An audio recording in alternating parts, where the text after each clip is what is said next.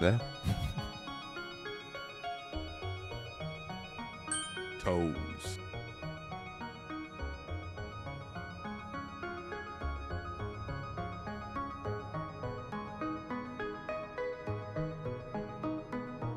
Let us go. Let's get started.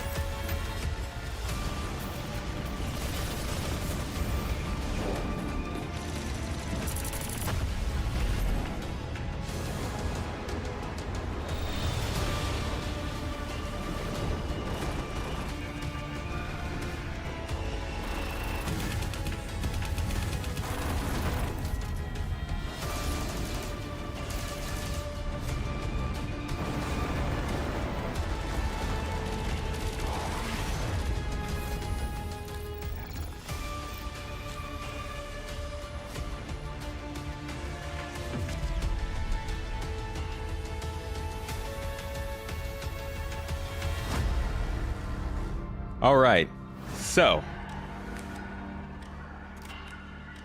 this was the most recent trailer.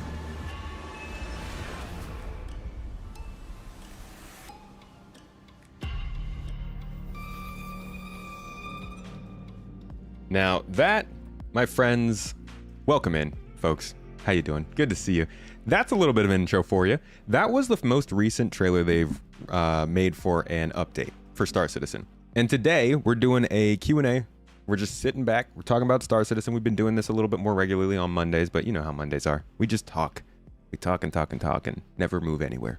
It's good times. Slow Mondays. Wake up, folks. Get your coffee, get your hot chocolate, get your tea. I see you in chat. Get it. We're going to talk about a lot of Star Citizen today. I am taking questions and hopefully giving answers. But I showed that trailer to start off because I actually want to kind of take a little bit of a history lesson too while we're doing all of this today. I want to talk about how the game has changed, because if you look at the trailers that come out, I'm about to show you one of their oldest patch trailers, you'll see just how much more commercial things have gotten recently, which isn't a bad thing. But it is indicative of like where they're going with the game. And I think it is very different from what they used to put out, which was more just kind of a, here's what's in the patch. This is clearly setting up a story, creating some entertainment, and a little bit more polished. But we're going to go all the way back to 3.6 here in just a second to watch one of the earliest patch trailers they've released. And then, of course, throughout the stream, folks, if you want to type in I always say that, in brackets, capital letters question, I'll try to answer the question you ask. Jesus, I can't talk today, so might be that I just don't answer anything. But welcome in, Whimsical, Slayer, good to see you guys, Vast and Amaram. Notification gang, I see you in here. Brigadier Bo. What's up, Toes gang? How you doing? Pedro. Just and Potato. DKB, good to see you. MM Design, Dan, C. McD, Sketo. Hello. Hello, hello, hello. Almighty Fox, X-Ray, Darth Vader. Whoa. That's pretty cool. Glad to see you in chat, Darth. Keep up with the inhalers. Breathing's not sounding great. Anyone drink so much coffee they can feel the back of their eyeballs? You might want to see someone. Nightbot, can't believe you're in here, but always super jazzed to see you. Welcome. AKR, welcome in on YouTube. Natsuko, thank you so much for... Wait, did you sub? Blackish subbed. Yo, Blackish, how you doing? Toes gang, Tomatoes, Toes. 9 months now, dude. That's a Toes baby or something like that. I don't know, Twitch baby. Good to see you, man. Welcome in. Luna Maria, hello. Holiday here in Canada, so the stream caught you by surprise. Holiday and you're not sleeping in? Welcome to the stream, though. Glad to have you with us. Don't kill Barry. Wildlife? There is wildlife in the new patch, yeah. That's the patch for 323 that just came out. We'll probably get another one with 324. I do wonder if they renamed 323.2 to 324 and they were like, holy crap, get some key art ready for this. Get a trailer. We got to get some stuff together because we changed it. It's a major patch now. We'll have to see. If you look at their playlist, it's basically every single major patch gets a trailer. 3.17.2 is the only one that wasn't a major patch number that got its own trailer. And I actually talk about this a little bit in new video. Almost came out today, but I couldn't get a thumbnail ready for it. So it will be out tomorrow talking about 324, but more importantly, the second half of the video talking about why I'll just tell you the name of the video is Star Citizen 3.24 and the sad truth about Star Citizen updates. I should make it no, it should be Star Citizen 3.24 and the painful truth you can't accept. Doctors are angry. No, it's about basically the fact that the patches aren't really, they don't matter. The numbers don't matter. What they call it doesn't matter. It's about the features that are in it. And that's 3.17.2 is one of the biggest examples of this because they can just change things on a whim. But we're going all the way back to 3.6, which is the first one they have in their playlist. And we're going to look at how the trailers used to look. And then we'll get started off with the questions. Thank you again, everybody, for coming in here. First thing, we love our early comers. I see a couple first timers in here. Kent, first time downloading the actual game itself. Good luck to you. I wish you the best. Feel free to jump into Discord if you have any questions. We have a channel. I might change the name of this channel to No Dumb Questions. It's called the SC New Player Zone, but honestly, there are no dumb questions. Ask away. Nither, first time chatter, quick question. How many slices of cheese do you think can fit inside the cargo grade of a Hull C? Enough to probably feed a couple of planets. Oh, hello. Happy birthday, Canada. Is it Canada's birthday? Pretty sick. Good for them. What are they, like 10? Kidding. Wait, which country's older, Canada or the US? Like officially speaking. I actually don't know that one.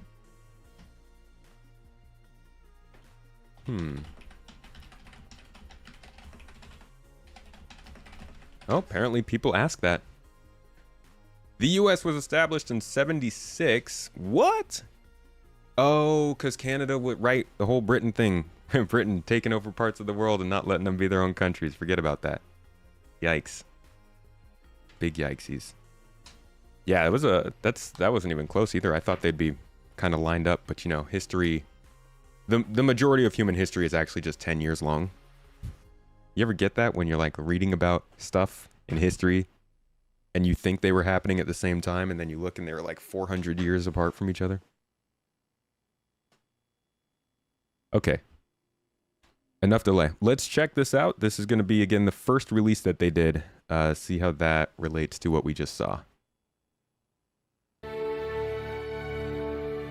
What am I most excited about 3.6? Freaking lost systems, bro. It's just going to make the game, I think, feel a lot more like it's tying all the pieces together. We now have jurisdictions. We've got new locations in there where you take a stolen ship to be chopped up. It's not the Wild West anymore, and you're able to have repercussions for your consequences, for your actions, whatever that was. Toe. Is that a ship? I love Law and Order. It's a really good show. I want to tell you about something because it's really cool. Black market. Oh, black market stuff. Through the time investment and just collecting boxes of stolen stuff from other players. Things like drugs now suddenly make a lot of sense where we can crank up the profitability of them. My favorite ship in 3.6 is the Archimedes because that name is awesome. It's kind of that kind of arc back to kind of Battlestar, launching the fighters, that sort of kind of idea. Important feature coming to the game is the hover mode, and I really look forward to that. Really showcases what like atmospheric flight can be, and it has this like effect of making the low speed atmospheric flight super believable and interesting. Oh God, no. No, not hover mode. We're making a few additions to the comms behavior. Anybody in chat triggered by that? This is awesome. It brings back all kinds of like real classic sci-fi kind of tropes and interactions. So this is something I'm excited about. I think the coolest addition to 3.6 has got to be the ship kiosk. I think it's cool that you can earn almost any ship. The rework of the Vanguard is cool because the concept image is actually being brought back to life. Have you seen the new space station exteriors? Yes, they're cool. The grandness of their scale and that variety of exteriors that they've got going. Improve the diversity and shape of our space stations throughout the game. It doesn't look like a copy and paste of one station to another. They feel bigger, they feel more substantial. It's kind of just hardcore sci-fi vibe that you get from them. We need more stuff like that in the game. So that was a stark contrast.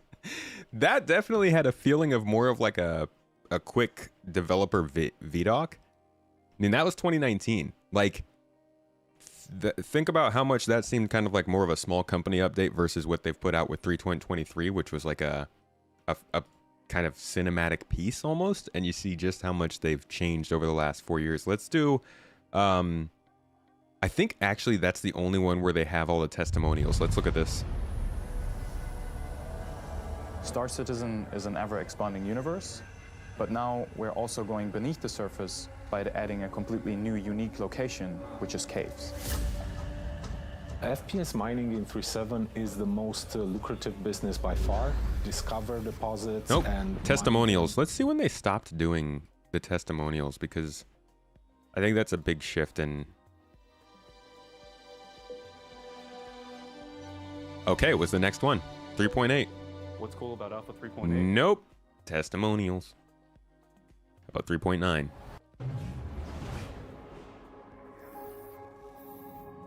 .9 is going to broaden Nope. the vision. 3.10. We got hostiles inbound. Stay alert. There we go. I got 3 targets. Oh, some E3 voice acting.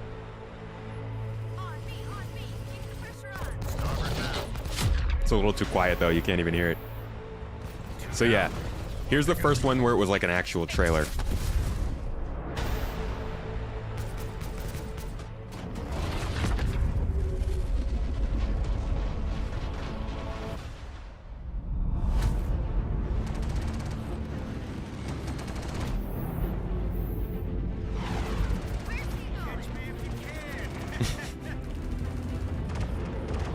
Y'all remember that terrible Anthem demo back in, oh god, that must have been like 2018, maybe 2017, when they were trying to act out all this stuff and make it seem... I'm so glad that doesn't happen as much anymore.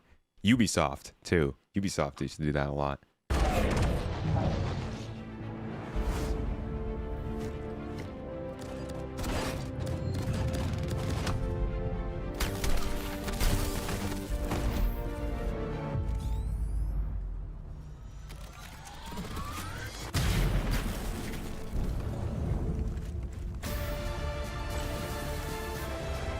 Honestly, they didn't have it as much to sell in these patches either.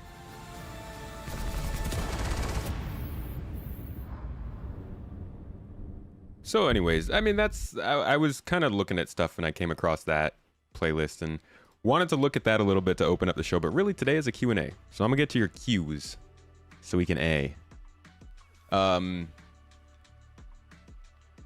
Selling shares? Yeah, I believe they're doing a partnership with Monster Tech.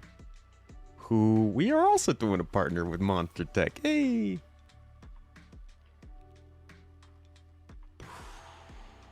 All right. I got some questions. Let's see what we got. Essential asked, is the game heading in the direction that will actually lead to 1.0? Yes. Well, I mean, yes. It's certainly not heading backwards. So it's heading towards a 1.0, but I can't tell you if that's in 2 years or 20. I don't think it's going to be in 20. Don't worry. Jens Vomek, thank you for the sub on Twitch. And Echo Zeppelin, dude, thanks for holding down the chat on Twitch and keeping these hooligans in line. But also thank you for your sub. 9 months, man. Little Twitch baby, I see it. Greetings from Ireland. Hey. Hello.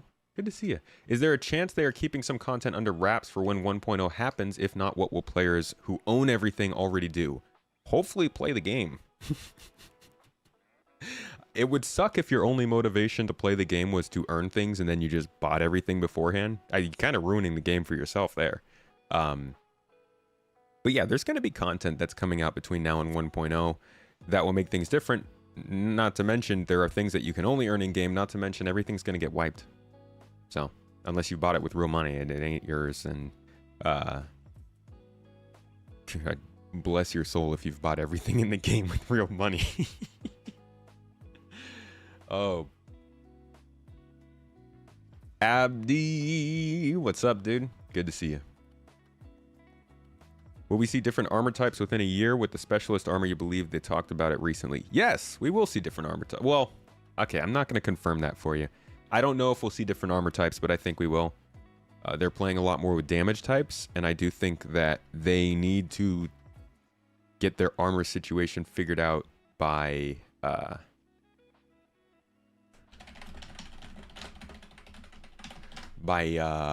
archetypes, by like Squadron 42's release.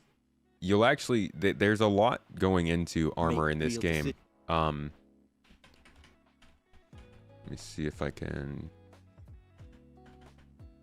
Yeah, so listen to Richard Tyre here talk a little bit about armor. Energy, distortion, and chemical, there needs to be a counteract. So, you know, we're going to need armor that has different resistances to provide different encounters. So if you want that combat armor, maybe that's best in class in terms of physical, but maybe in terms of the utilitarian adventurer, that's best in class in terms of energy damage or chemical, because you're going into these harsh environments. And so what we want to do is we want to have these meaningful choices where you're going to these, you know, going to buy armor, and you're having the same decision making. Going, okay, should I get that one? Well, that gives me all this stuff. And yeah, this death count is since 2022. In the world of physicalized inventory, you're like, well, I can't just get onto the planet and have 20 armors. We have MS coupon codes. Microsoft? Is that a different? Is there another MS that I missed? CIG's idea of a 1.0 versus players' expectations of 1.0 is going to be very controversial. Well, they're going to put the roadmap out there this summer, probably, so we should be able to set our expectations based on that. But how often does CIG, you know, hit the expectations they set for us? That we'll have to do some calculations ourselves here on stream. Did they not put out a new video mentioning new armor types recently? No, not that I know of. No, I don't think so. Just weapons. Don't you have to start with the starter ship at release because you need to make money before you can activate the big ships because of fixed costs? I mean, you can try and bring your big ships out, and maybe you have enough money to do it, but it might hurt. You know, you're going to have to make real decisions. And that's where it really ties into the gameplay. Ray Space, I actually did a poll on my YouTube. I'll pass over to my esteemed colleague, Jeremiah, and he will continue on some of the visuals. Thank you. Thank you. All right, so that was not very much detail, actually. Here is a poll I did on YouTube. Where would it be? Here. So I just did this poll last week. If you have backed Star Citizen, how much money have you spent so far? Anybody want to guess what the top result is to this? I'll take some hits in chat. You can even tell me if the first one is 1, going all the way down to 2,000 plus, which is 4. Type in the numbers that you think are the highest answered to the lowest answered question. He asked the question. Somebody literally said in the comments, they're like, isn't the first rule of Star Citizen to not ask how much people have spent? And I'm like, no, dude. I'm trying to aggregate some data. I'm trying to get the folks to tell us the details. Also, keep in mind what my audience might be. Like, who are you guys in chat? Are you somebody who has just kind of heard about the game and maybe only spent a starter ship, or have you been following the game for years and possibly spent more money? I know there's plenty of people in all the areas, every one of those, but like majority of people who follow my channel, I think, are a little bit more into the game not really hovering on the peripherals, but are like hitting the big topics. So I think it skews a little bit differently. But with that being said, here are the results. Number 3 was the top with 27% of the vote, but 2,000 plus 21%. It's pretty wild. And I made sure to you know, specify in here, it is 12 years. So I don't know. It depends on how much you spend on your hobbies, right? But I would say that this used to be the top one, actually, 100 to 500. I would say if you spent $500 over 12 years on this game, that's pretty reasonable, in my opinion. I'm not going to tell people how to spend their money, but for me, yeah, I could see something like that. I mean, I spent probably like $600 to $700 on music production over the course of a couple of years, and I never really went anywhere with it. I had a good time. I enjoyed it.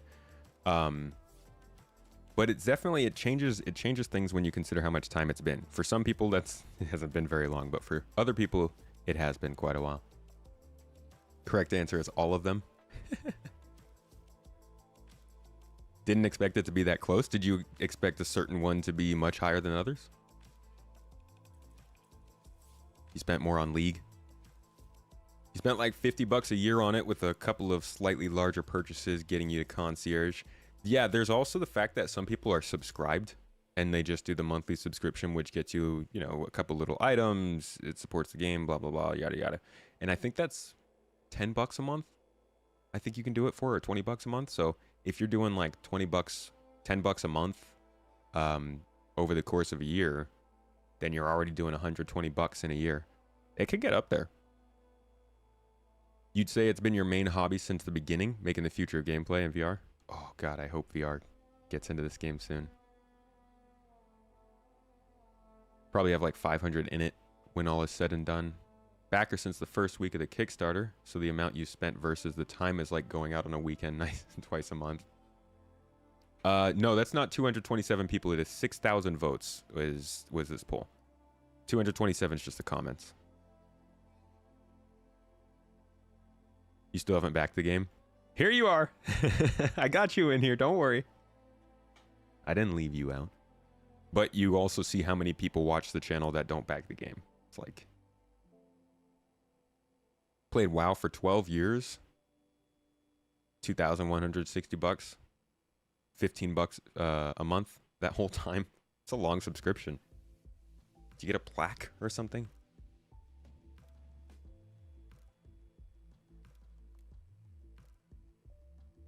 Had a good chat about this in GII the other day. Morals still much cheaper than other bad habits. Well, yeah, you could do worse. That's for sure.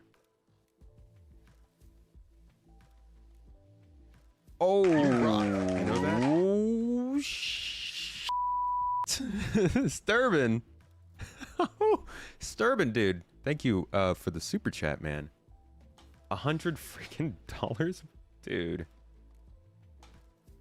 Cheers. Love your channel.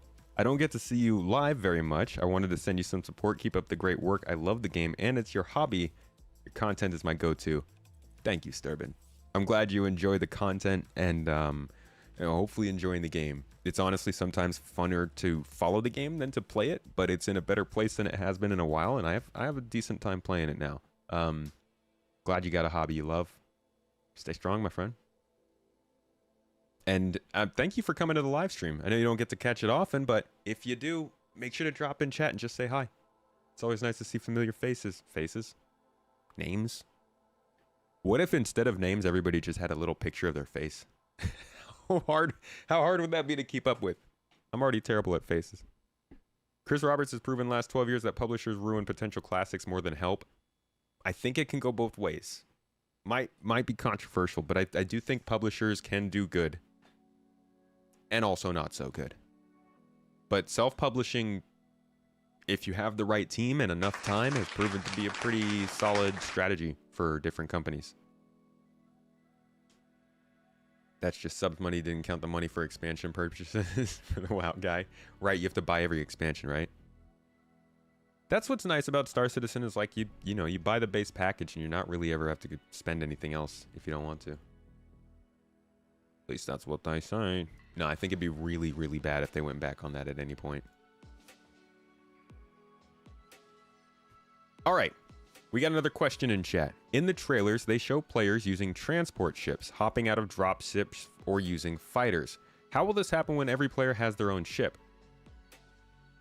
A lot of players don't want to fly. A lot of players only want to fly for some of the time that they play. I did a video on this last year for supporters, but it came out publicly this year. And if you just type in Space Tomato no ship players, it probably pops up. So this one, or you'll get from this and just this last poll we looked at. I like polls. I love getting data from the community, and I did that for this video. I'll let you just listen to it. It'll kind of explain. On other ships. So aside from being in a turret, what was the point of being on combat gameplay? Players in the future might not have all limitations because you don't have VTOL engines. We aren't experiencing malfunctions, more in-depth weather systems blowing us around, hazardous and toxic atmospheres, or more serious security requirements. As the game is right now, things are fairly easy to get around in a ship. So it's understandable to assume players in the future might not be as keen to always be flying. And since the persistent universe began, the main draw of the game has been the flight model and combat gameplay. That is, I think, a really key point. We've been playing since 3.0, we've had like 27 major updates, 25 major updates, something like that. And for that entire time, up until 3.18, the only things you could do that were mission-based and reliably updated were mining, cargo hauling, and combat. Combat was both ship and ground. But like if you look at those three main things we had, there were other things you could do, but they were kind of peripheral. Those three main things, mining, okay, that's good, but it's kind of like, not only do you have to get a special ship for it, it's also not everybody's cup of tea. Cargo hauling, basically broken, pretty boring for a lot of that time. So combat's been like one of the biggest things they've always used to market. And if you look at the trailers that we've been looking at, you can see everything is shooty, pew, pew, all the time. All the freaking time. I talk about this quite a bit. You can just like go to any trailer, and there's probably people shooting at other people. Let's go to the next trailer. What's in here? Anybody shooting at people? Hey, what do you know? Let's go to the next trailer. What is this? 3.12? What's going on here? Anybody shooting at people? Just gonna click some random place. Nope, I was wrong. That was he was doing tractor beam stuff. How about here? Hey, look, shooting at people. All right, 3.13. Oh, underground infancy. You see that?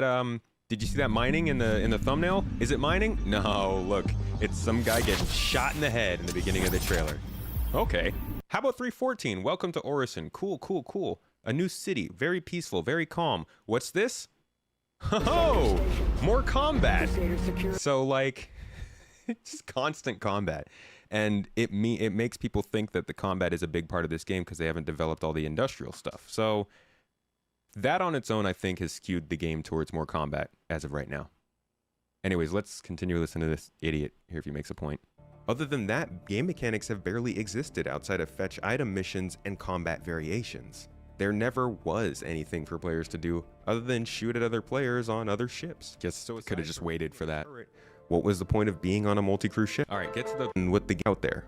I know, I did the research. Here we go. I asked in a poll how players would want to spend their time in the future. All right, so basically for this poll I ran, I asked folks, how much of the game are you thinking you're going to be playing? Like, how will you balance your playtime in the past, or in the future, sorry, when the game is wherever you want it to be? I said one choice is 100% piloting ships all the time. Another choice is mostly piloting, but staying on your foot, playing crew, going into FPS situations, stuff like that. Another choice was 50-50, 50% piloting, 50% not piloting. Another choice was mostly on foot. And then finally, the last choice was 100% on foot. And whether on their own 2 feet running missions and getting involved in other types of gameplay, or piloting ships. And between Reddit, Twitter, and YouTube, obviously include. So you can see here, that on Reddit they said mostly piloting was the top choice, but if you actually count the numbers, you'll see that 50% or more of being on foot is more popular than, well, I guess no. If you say 50% or more being on foot, it's still not as popular as 50% or more on ships, but like it's getting close. And you can kind of see that a little bit of skew here too. Obviously, I couldn't throw in that 50-50 option on Twitter because Twitter is dumb. And then on here, 50-50 actually takes the most of the votes on YouTube, which is where I get most votes. I think that was 2,000 votes on here. Oh no, Reddit got 5,000 votes. Wow.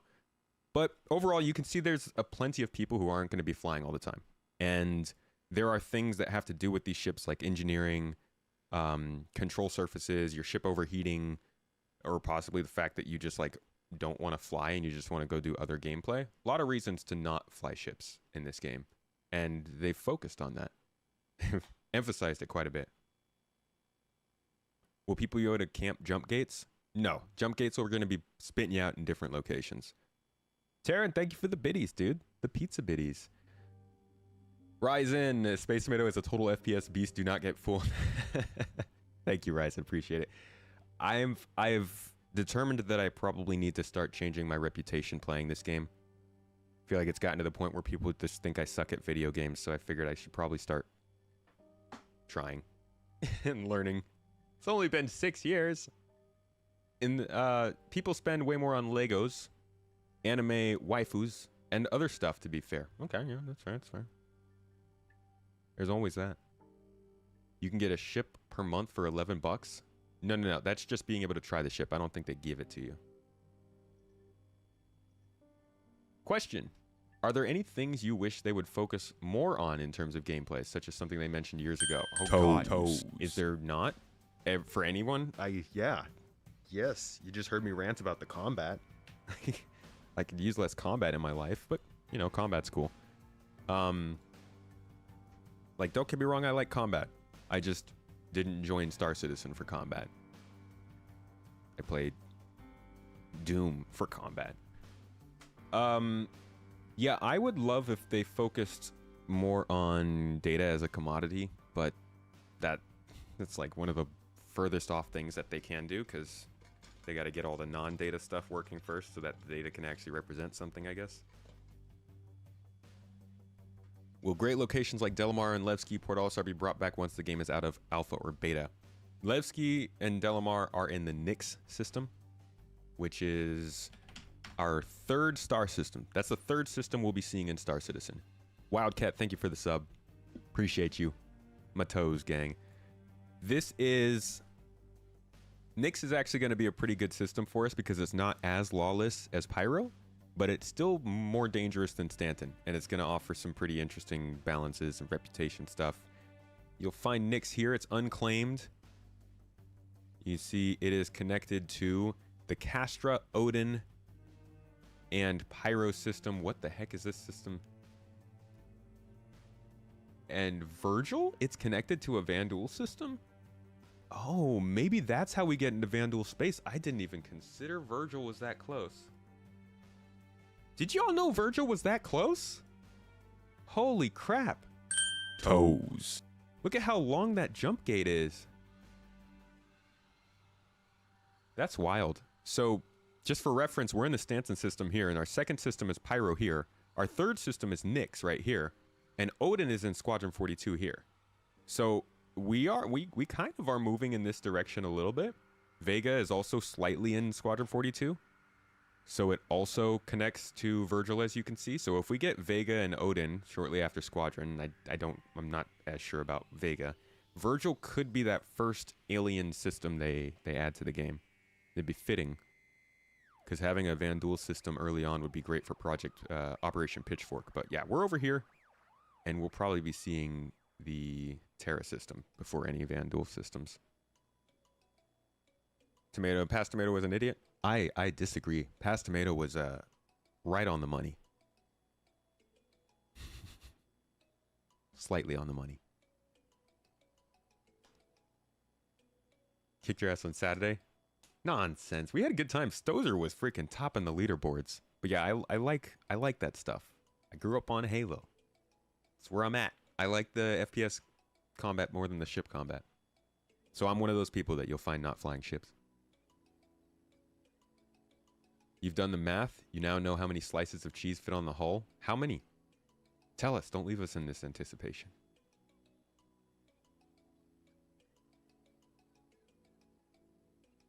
I see a question from Don't Kill Barry.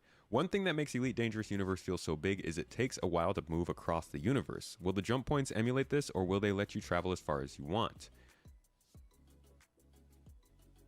As far as you want. This game's going to feel big. We went over this last week, I think, during another Q&A. If you look at the Stanton system and you think about how long it takes to get across Stanton, say you're going from Microtech to ArcCorp, that's like on average a 15-minute quantum jump, right? I might be wrong. Obviously, there's a lot of different quantum drives, different speeds that it'll take you, but I feel like an average for players would be around 10 to 18 minutes, maybe a little bit shorter. That's a long jump. It's probably short. It's probably more like 10 minutes, but it's a long jump. You're not meant to make this jump very often. Now, if you zoom out, you'll see that going to the Magnus jump point is even further. So consider maybe if you're doing an interstellar trade route and you've got to go from, I don't know, the Terra system to the Pyros. No, let's say the, well, let's say you're going from Pyro to Terra. And, nope, Pyro connects to Terra. Okay, let's say you're going from Pyro to Magnus. So you'd have to come in here. I actually don't think those are too far apart. Yeah, they're not too far. Either way, quantum travel takes a little while, right? And if you look at the Stanton system, it is about 4 or 5 AU in diameter, I think. 5 AU. Now, if you go to another system like Ellis over here that's right next to it, and you look at this one, it's 101 AU. So if it takes 10 minutes to get across Stanton, which is 101 AU, then let's say you wanted to like fly across the Ellis system from this planet over here over to, oh, I forgot there's this planet right here that's off axis. Way out there. Let's say you wanted to fly out to Pinecone. That's like 30, 40 minutes of quantum travel. And not everybody has to do that, but if you're an explorer, if you're a cargo hauler, if you're looking for that really off the beaten path gameplay, these larger systems are definitely going to take a lot longer to travel around. So yeah, it'll feel big, not as big as Elite Dangerous. That game's freaking massive. But it'll feel kind of big. Vega is completely destroyed, is it not? I think one of the planets is glassed, but obviously, you know, space stations, asteroid belts, still stuff to look and see. Hello, Walad. How you doing? 299,999,232 slices of cheese. Gonna need a lot of space cows for that. More like 7 to 8 minutes. Wow. Okay. Well, there you go. Fastest is 6 to 7 minutes. Okay.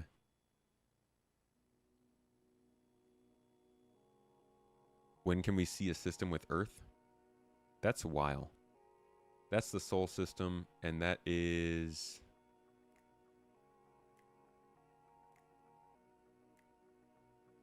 Man, where's Sol?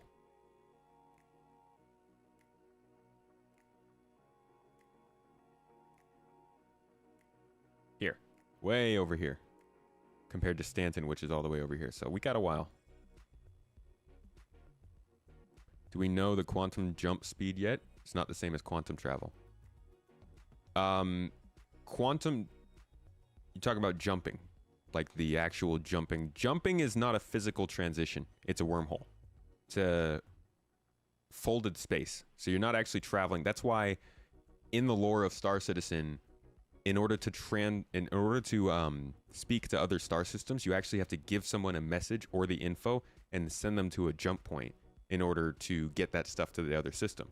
Because the actual distances between these two systems are freaking huge. They're massive. And it would take forever for normal light waves to travel that far. So the jump point is literally folding space and connecting you from one system to another. That's not really going to take a while to make that transition. Maybe a minute or two.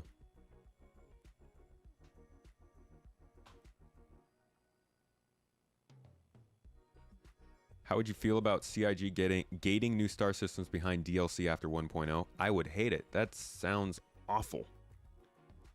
Absolutely would hate if they did that. Erkmoon, thanks for gifting out 2 community subs. See him and believe him. Much love. And Slayer, thank you for the sub. DK Wildcat on 16 months subbed over here on Twitch. Holy crap. You know what I'm very grateful for is that Twitch finally relented and said you could simultaneously stream to different places. I did not want to have to leave Twitch. Love you guys. Do we have any ships that jump that far? No, they're going to be rebalancing this stuff as we get larger systems, and some of the lore will dictate, or some of the lore will change. This stuff will be balanced. Some of these systems will not be as big as they seem, or as they show in this map. This is all lore, but obviously they need to balance it and make sure it's good for gameplay. Another large system out here is the Killian system.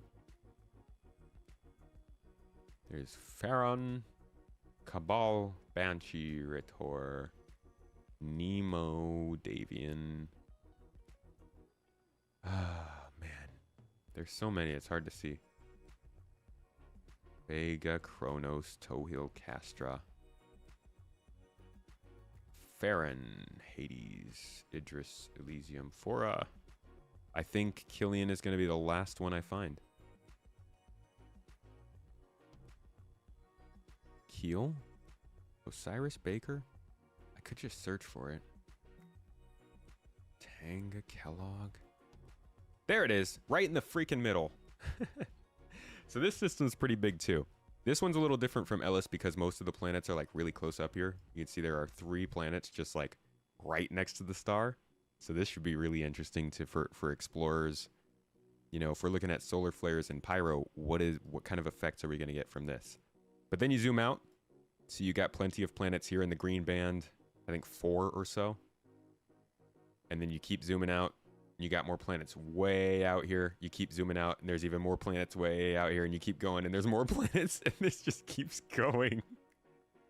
And some of these freaking systems are just stupidly large. But imagine if you made the Killian system your home, and like every 2 weeks you had to make a cargo run from the inner system all the way out to Killian 9. Toes! Or 14, sorry. That's the kind of scale they can build into the game for people who want more long-term stuff. And this one's 194 AU. Again, that could be rebalanced, but 200 AU compared to 5? It's a lot. This map is on robertspaceindustries.com/starmap. It's the ARC star map if you just Google that. Folks, if you want a question answered, it's very, very easy. If you put it in brackets with the word question in there, that's how I can pick it out. Otherwise, I'm just kind of trying to scroll to catch up. If I do catch up, then I can go back and ask the other questions. You tried this game, got through the tutorial, got off your ship, took off, got thrown in jail, couldn't get out, died, uninstalled. Well, that's sounds like Star Citizen. A question for both the Garden and... Wait. Do you think the Kellogg system with quarter deck will make it into 1.0? I don't know what quarter deck is. But I don't think the Kellogg system will be in 1.0. No, it's very far away. Compared to the other planets, or the other systems we're looking at. Kellogg is... God, I just saw it.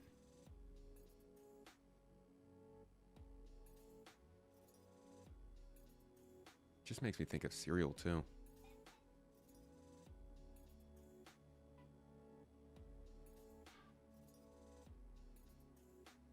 I think that 1.0 won't consist of more than like 5 or 6 systems, and they will all probably be right around Stanton.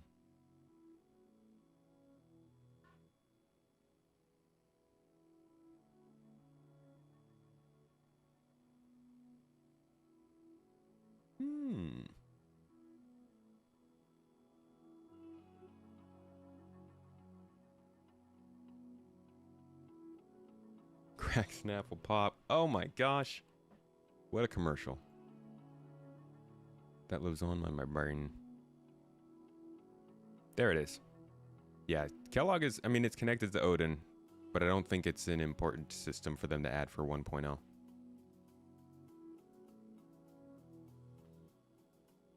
It's a prison. What systems we'll be seeing in Squadron 42? Vega and Odin, most likely.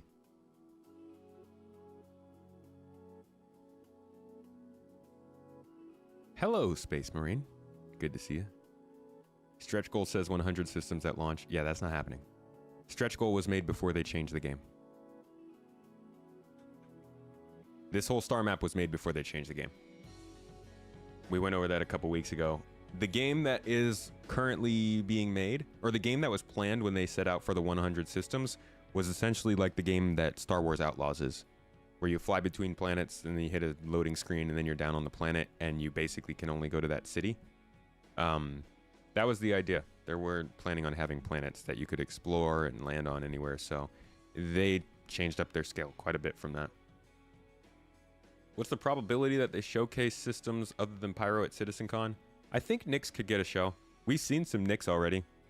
Obviously, Delamar comes from Nyx, but if we do a quick search here, they have shown Nyx footage quite a few times over the years. Okay, a few times. We got some height maps. They're just kind of playing around with height map palettes and designs and stuff for the system. We got to see some of the foliage that they were working on for Nyx. This is all in 2021. Funny enough, you can see the emissions for... I think these are still the ship emissions, but on FPS you were getting emissions readings back in 2021 here on the dev build. Here are some Nyx height maps that they were practicing with to see how they could figure out some of the more old mining area biomes that they have in that system. Because it was a heavily mined system until people kind of mined everything and left. And then finally just some, you know, rocks, really, which probably got applied to other planets in Stanton already anyways. How many years do I think it would take to get to 100 system? Like 30? I don't know. We don't know how fast they're going to make systems yet. Could get a lot faster with the tools that they're building for planets. But it's always the landing zones and factions that are going to take a while. Do I think CIG is addressing the multi-crew issues for capital ship size and even regular ships, or do I think they have stubbed their toe on their marketing department? What do you mean by multi-crew issues? I'll need a follow-up to that, because I don't know exactly which issues you mean. How far away is Vega from the other star systems? Vega is 2 jumps away from Stanton, I believe. If you go from Stanton, no, I think it might be 3 jumps away. You could just search that real quick.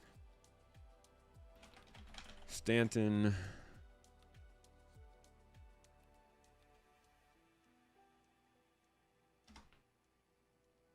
Stanton to Vega. And we'll use small jump points. 4 jumps away if you're using small. And if you're using large jump points, 5 jumps away. Looks like you're going through Pyro. And you're flying a total of 26 AU. Yeah, the ArcStar map is great. They got some awards for this thing, actually, back when they first designed it.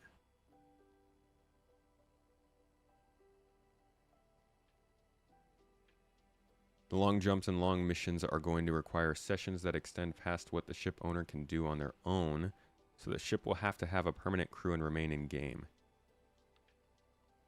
We don't exactly know if they'll have to remain in game. It's possible that you could log off on the ship and then come back in later. Because of beds, because of whatever abilities they create. But I do think they're addressing the idea that people will need to have other players on their ship. They're building a lot of tools to emphasize doing things that don't require flying ships. I think over the last 10 years, they've gotten really, really into this pocket of people believing that Star Citizen is all about flying the ships. And now I think they have the big task ahead of them of showing that it's not. It's about living in space, and flying the ships is just one part of that. And a lot of that comes from things like engineering and investigation missions and reputation and interaction with AI and FPS AI and all that kind of stuff. Mining, refining, caves, rivers, lakes, building interiors, underground facilities, just a lot of stuff that don't require spaceships at all. So I think as that stuff gets more popular, people will start to realize it's not just about flying. Being crew is also part of the game. And if you don't like being crew, then, you know, hopefully their whole idea of SimPod still stays true, and you could just hop in a SimPod on your ship and play some Arena Commander while you're quantum traveling.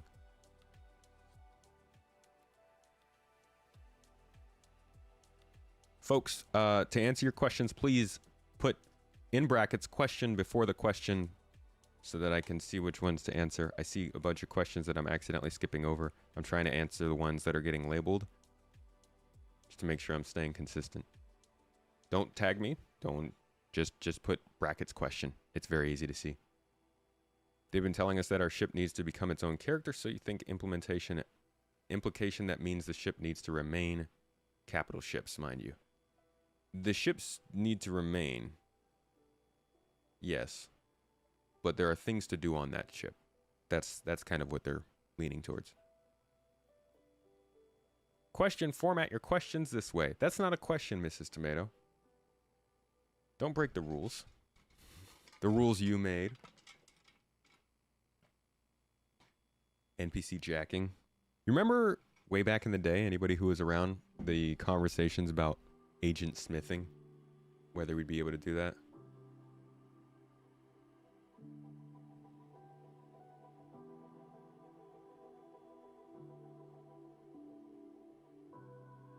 Oh my god, it's warm in here.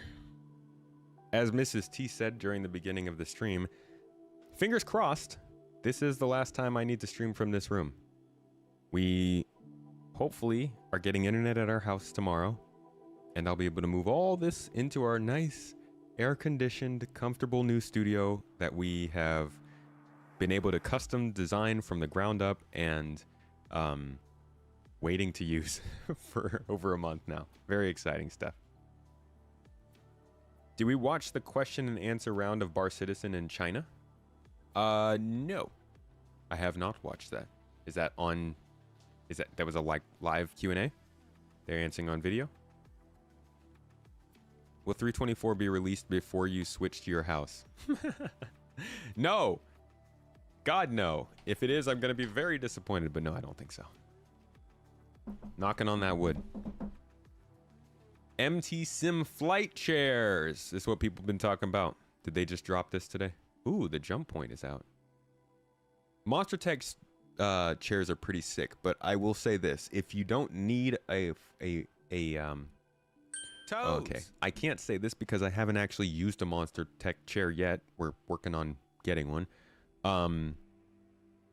But I will say this: they are specialized chairs. Like, these are built very custom.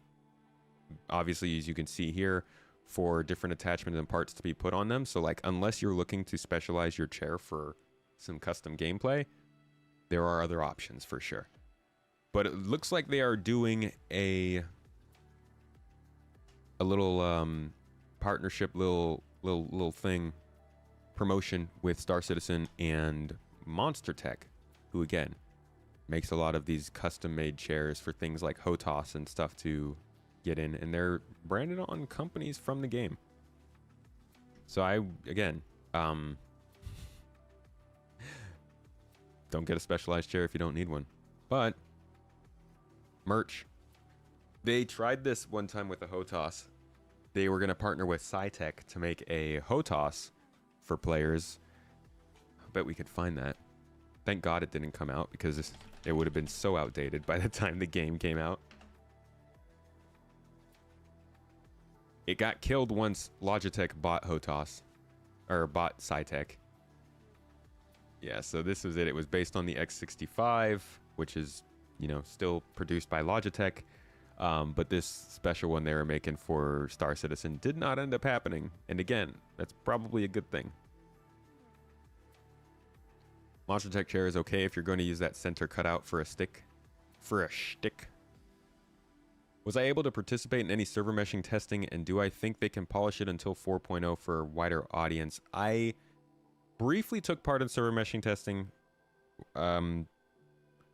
We've been super limited in our ability to play and get online and stuff over the last 5 months or so since we got back here. And that's all wrapping up with hopefully this internet coming in tomorrow. So I didn't get to spend too much time on the 4.0 test, just like 20-30 minutes. I do think it'll keep getting polished up until release though. Question: why do personal lights suck so bad? Like flashlights? You have a handheld flashlight that will fill a cave with light, but 900 years into the future, we've lost LED and can't see. Oh, you mean in game? I thought you were just asking me about flashlights in real life, man. I can make you a couple suggestions. Fisher Price makes a great flashlight. Super, super nice to look at. Very friendly, user-friendly, intuitive, got good colors. Also, you could go with a normal flashlight too. Probably better idea. The lights in this game are rough. And I think a lot of it has to do with the fact that it's different teams who are not quite focused on that part of the game just yet that have equal parts control over that kind of thing. You've got the gameplay people who want flashlights to be able to light things up.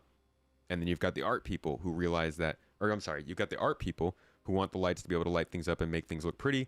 And then you've got the engine people who are like, the more things you light up, the slower the game runs. And since our game is not optimized, that's difficult. So it's kind of a tug of war over whether or not lights should be good enough to light up a ton of stuff right now, or if they should, you know, wait until the game's in a better place to be able to do that. And they have slowly started to make lights brighter and more powerful and place them in better places, but I don't think overall that's going to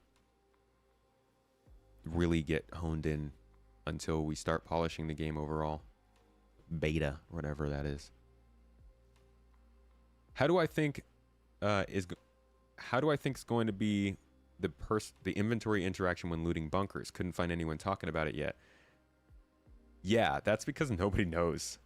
I haven't been able to play 3.24, so I don't even know what it looks like when you do that. I'm assuming they're still going to have exterior inventories accessible for the boxes. But yeah, they're going to have to come up with some kind of an interface that allows you to loot into a container, because you can't just loot guns into your backpack and then move them from the backpack into the container. Your backpack is too small. So that's a little bit of a problem. I don't know the answer to that one though. A gross cash grab? My brother, it's a chair. What do you mean gross cash grab? You can charge whatever the heck you want for a chair. There's tons of extras that you can get that don't have the marketing stuff on them. I don't even know how much a Monster Tech chair costs normally. Let's see.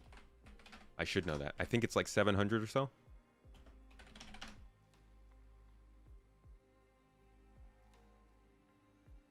Yeah, so their normal chairs are around 800 bucks. Looks like they get up to around $1,000, 1,000 plus. These are obviously not the ones that they're selling with the marketing stuff, but like that's not that crazy. What is that, a 20% markup for the deal, for the branding? I don't know, man. The way I see it, like, I would much rather them be charging that much for a chair that's optional and some kind of thing with a third-party so-and-so than for more ships. But, you know, we'll get both. Can your friend spawn into the multi-crew ship because if you're out somewhere far away in space and your crew went offline and don't have time to come online? Yeah, I don't know. The logistics of logging on and off in this game are very up in the air. They just kind of spun it all on its head just like a month or two ago when they said that basically you're going to be able to log on and off anywhere in the game. Don't know what that means, but it doesn't limit you to beds. So how people can log on and off from ships that are owned by other folks that may or may not be online is up in the air. But I think maybe we'll get some insight into that with the hangars. Maybe if you can access people's hangars because they've given you permission when they're not online, that could, I don't know. Because those also have to be spawned and instanced and stuff. How will the galaxy spaces work when traveling between star systems? Like, will it put you in a random world space when you enter, or will it assign the player to their own galaxy space? Yo, are you creating new terms for CIG to market at us? I don't want to see them start talking about galaxy space or something like that.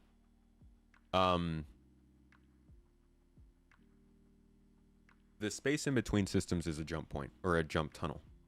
So that'll look like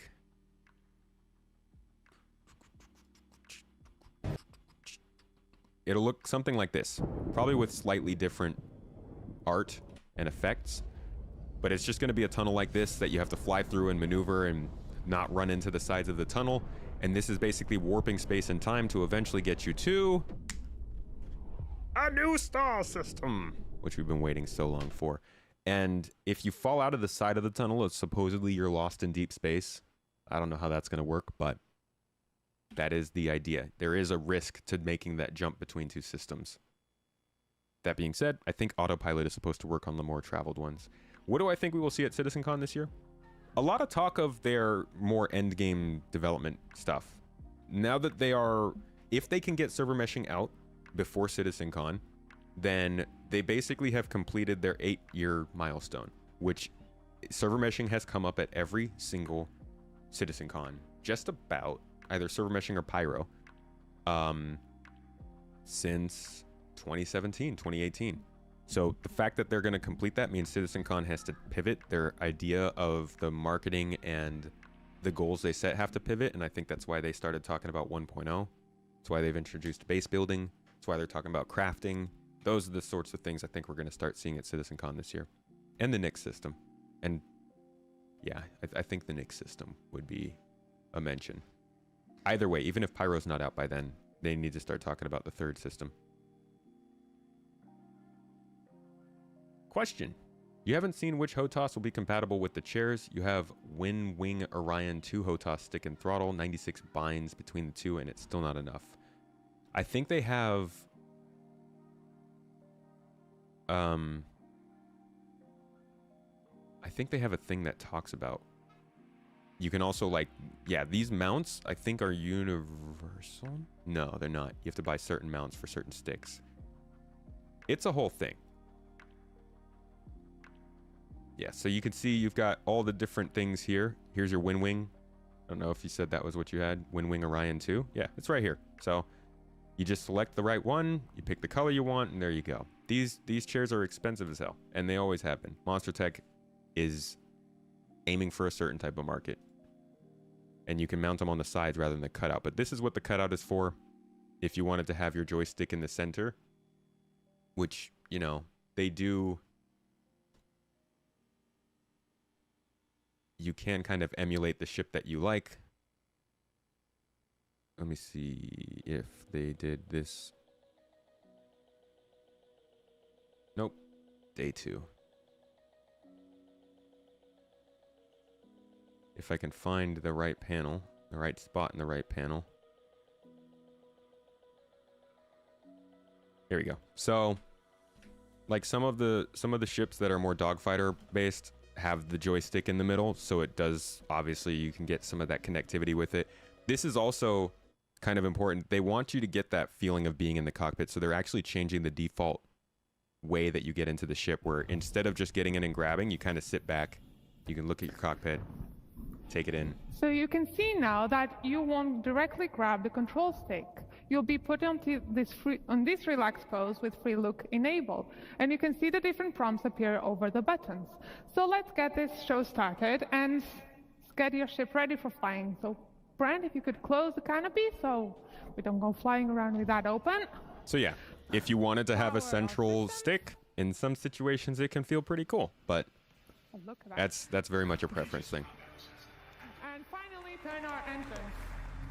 Yeah, so you are now ready. For that kind of money, you get a Herman Miller. Hey, man. To each their own.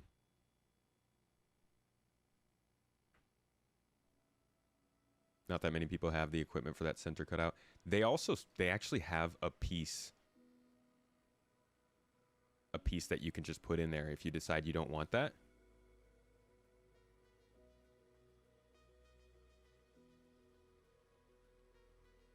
Oh yeah, you can build full-on sim cockpits. Like this isn't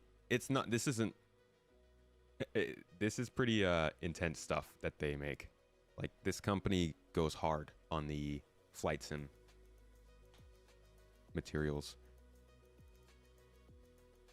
So there is a chair cutout that you can put in the center there. in order to fill it in if you decide you don't want it. Somewhere here on the store.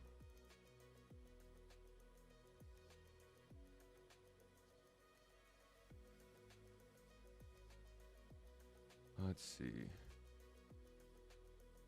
Question. Do you think the Hull C will have its trading loop fixed? Right now the profit margins are terrible and docking and loading is a gamble. I don't know.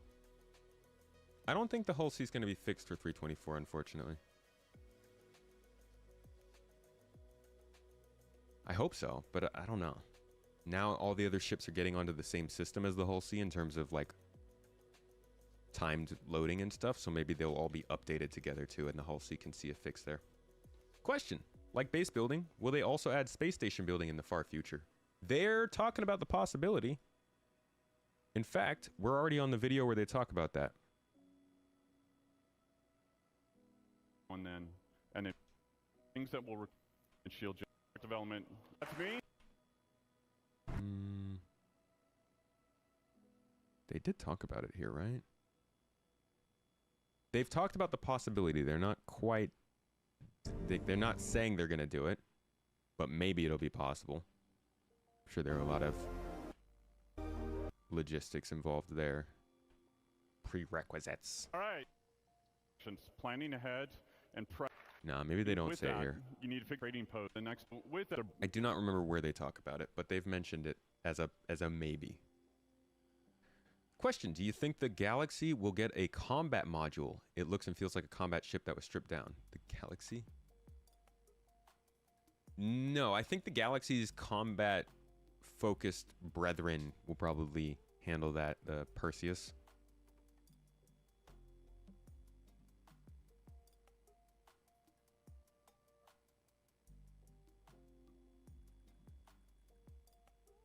Can you post a link for the chair page? I can. Hey, Mrs. Tomato, do we have a link yet for these? Pilot seats or flight chairs? Am I a pilot or am I a flight? I'll just throw this one at you. There you go.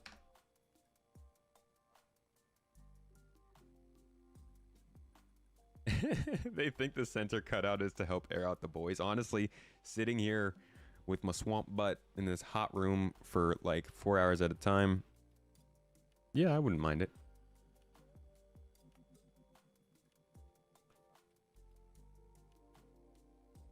Question. Whatever happened to personal hangars and asteroids? They'll come back. It's just one of those things they haven't gotten around to. Asteroid facilities are on the docket. And we've actually seen one tease of them. Just one. At CitizenCon 2022. See if it's on the roadmap. Progress tracker. Asteroid facilities. Adding new asteroid facilities to the persistent universe. Handcrafted traversable areas offering different gameplay opportunities both in the interior and exterior of asteroids. Saw plenty of work from the EU Sandbox team, but obviously there's still more work to do. If you go back to CitizenCon 2022 and check out the partnered development show,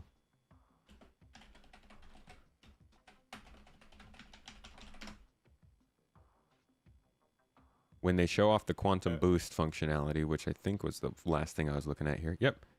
Once they get to their destination, you kind of see this asteroid looking thing. From Yogi on the quantum boost mechanism, because you're just going to have to stay in the zone to keep in boost, otherwise you'll fall out of boost. But we've gone over to the planet here. So what it's allowing. So here's just like the one tease we get, and you know it looks kind of like Grimhex, but I do think this is part of the work that they're trying to do to get some kind of more interactive asteroid stuff into the game. Monster Tech code is tomato, and the command to send you to the page is !MT. Use code tomato at checkout for a smashed tomato in your packaging when you receive your chair. With resource management and capital ships coming soon, do you think we will see AI NPC crew? Not soon. Maybe in the next couple of years. Maybe it'll be soon. No, like whatever happens with server meshing is going to dictate what goes on. Server meshing could come out and just completely rewrite the game, and it could be really good, and we could all be singing praises for the rest of the year and, you know, jumping around in a circle, kumbaya, but also could be miserable. Could take multiple patches for it to get any good. And then once it finally gets good, it could be that there's more stuff they have to do with AI to make it work. So, I don't really know yet.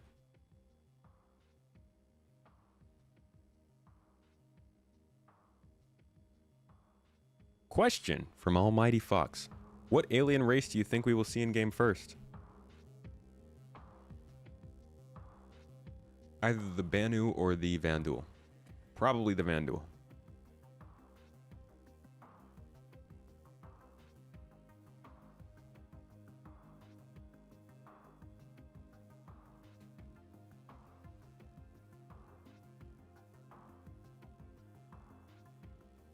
The Mirai chair kind of slaps.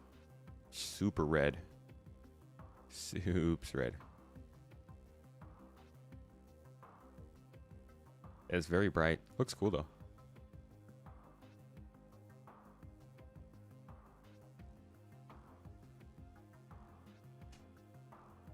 Let's see.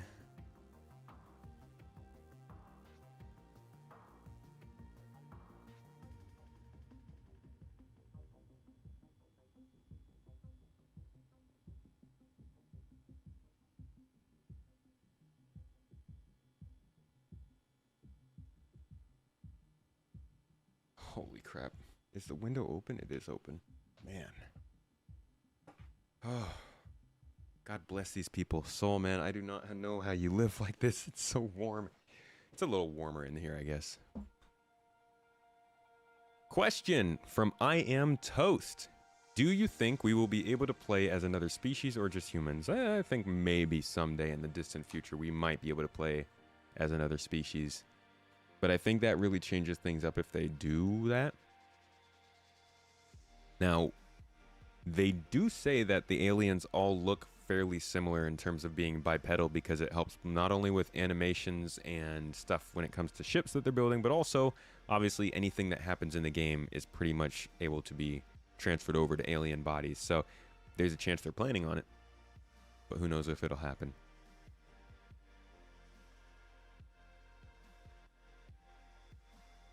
Yeah, the Tavaran are part of the UEE, so they might get added in there too somewhere.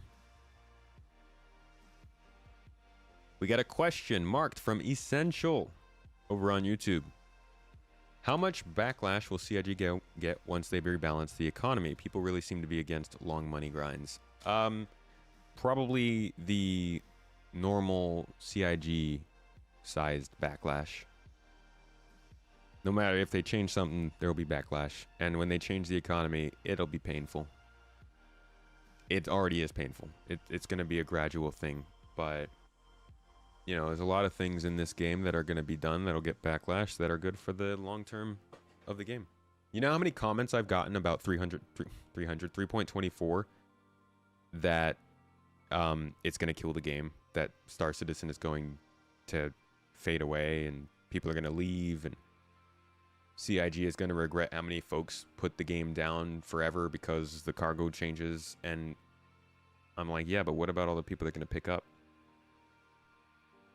And also, people make things out to be worse than they actually are in their head, I think. It'll be painful, but will also create value for ships that should have more value. Value for everything. Nothing has value. Question from Don't Kill Barry. Will there be unexplored and uninhabited systems to explore?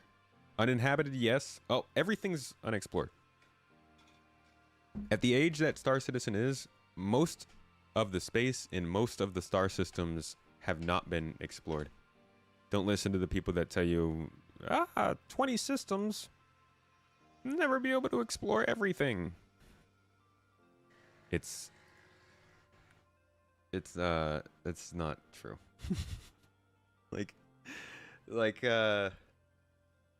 Star Citizen's not a safe place. People haven't explored most of the space in most of these systems. Not only are there unclaimed systems like Cathcart or Min or Nyx even or Tanga, which granted people can live there, but y'all heard how big I said some of these systems are, right? Like this system is 200 AU. I'm not even going to do the math to calculate how much actual space that is. Imagine how many different asteroids, space stations, shipwrecks, little things they could place throughout all this space to put content in there to find and explore. Question. Mobutu. What is the definition of a balanced economy? Probably one that makes you feel like you're constantly in pain, constantly chasing the next dollar, and never really certain if you're going to survive over the next couple weeks. Or is that just the real world economy? I think a balanced economy, it will be balanced. Yeah, I don't know what a definition of that is. Something that allows for, change, supply and demand. We're supposed to represent 1/10, 10% of the total flow of economy in this game. So obviously, it's not like we're going to sell some material and completely change everything. But the idea is that you can make small differences here and there. So as long as you can be a player that feels those kinds of small differences, or at least sees the consequences of other people's differences, and it's not obviously heading in a downward spiral world where UEC is losing its value, then I think they'll always be balancing it, never get perfect. Carpathian Forest asked the question, will CIG create portable NPC piloted ship carrier for faster ship transport across the verse for a fee? Indeed. Indeed, my friend, they will. Let me introduce you to the Star Citizen Anvil Liberator, which players will use to transport ships a lot. But the design of this ship, the goal of this ship, the purpose of this ship is to transport other ships. It's a ship transporting ship because, yo, dog, we heard you like f***ing ships. Now, and if NPCs are going to be flying passenger transports, which I do think they should make a capability in Star Citizen, then I think they should also be able to fly ships and vehicles. For one, because it makes things easier. But also because imagine if you could just go onto your mobile Spectrum app and type in that you want your ship transported from one place to another, and an NPC can pick it up for you. Doesn't mean it's safe, right? There's a risk to that. You're sending your ship on a physicalized trip through space where it could be pirated. And that's something you have to consider. That's all speculation, by the way. But I do think that we'll be able to have our ships transported, whether by players or by NPCs. Question. I am Toast. Got it again. Do you think that the Caterpillar will function well with the new cargo update? You're worried since the side elevators don't work and the trap beam placement is kind of meh. Yeah, I think it's going to suck, to be honest. Not fixing that elevator is unfortunate, but I know it's a very difficult problem for them. I do think that there's going to be quite a bit of pain with specific ships, given the cargo system right now, until they get fixed. Liberator looks like it has a smaller ship capacity than Ironclad. No. It has 2 decks, which actually helps it out quite a bit. I think you can fit 2 small ships on here.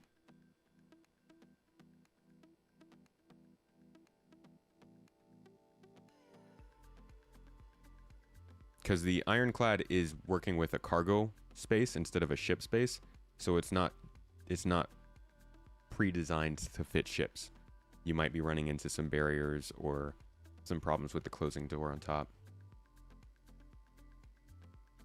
The Liberator's top ship landing pads are the size of the Ironclad's interior. It is a big ship too.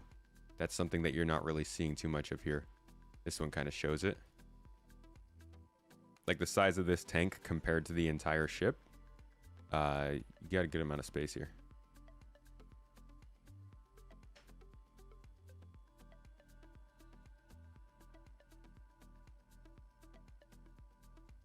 Hello, good vibes. With a question. Do you still think we will get Titan suit in Squadron 42 and SC? I think we will get it in Squadron. Don't know about SC. Maybe someday. I think Paul Shelley will be wildly disappointed if we don't get it in Star Citizen. By scale, the Ironclad is the same size, but with the Liberator, you can use more of its length and possibly also width. Yeah, the Ironclad's got more stuff going on the inside.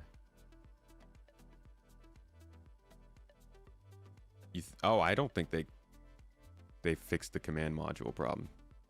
No. It is not playable in Squadron 42. Have they said that? We can't actually use the Titans. We can only see them.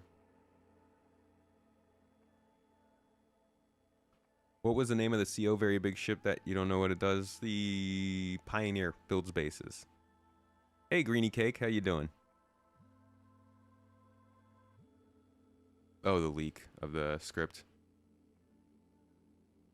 I wonder how much that has changed since then.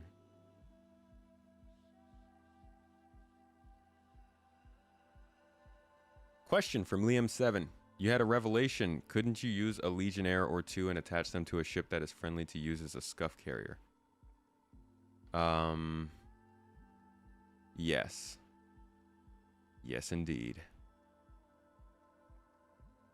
But you don't really need a Legionnaire. You could just buy chairs and put them in your ship, right? I guess you got life support on the Legionnaire.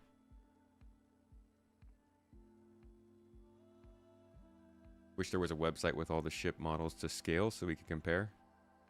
You mean like the Star Jump ship viewer?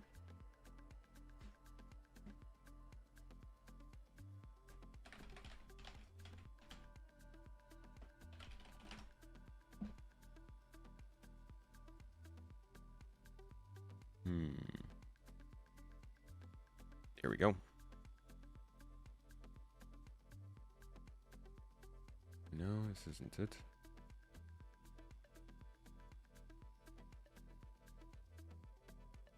Why is this what pops up instead of the actual link to the website? What we chatting about? All kinds of stuff, Kyther. If you got anything that you want to know, just go ahead and put question in brackets and then your question in chat, and I'll make sure to hit you up.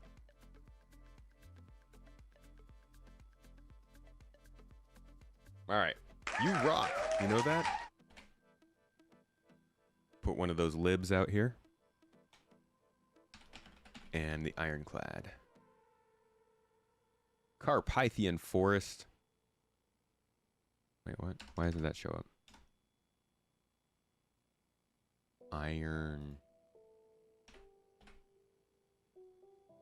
Ironclad. Where is it?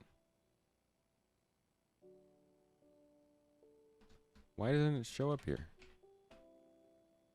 Drake. Is it not on here? Oh, I did not mean to do that. Whoops. Huh. Thank you for the super chat, Carpathian. Could CIG introduce a ship that transports larger vessels like a reclaimer focusing on long haul speed over stock ships? A ship to transport the reclaimer? Yo, that's a big ship. Who are you, Exhibit? You just trying to continue to go? Just keep on putting ships in ships and see how many ships you can get in your ships. Question from Ubuntu. Could CIG be convinced to give cargo ships realistic defenses, turrets without blind spots, better armor and shields? This would make engagement more challenging. I think turrets without blind spots would probably end up making it hard to balance the ships. There are some turrets, but not complete coverage. Better armor and shields, though, yes. I think armor is going to play a big part in making these ships more reliable. What is love? Question from Saint Vega. He did put question in brackets, so, you know.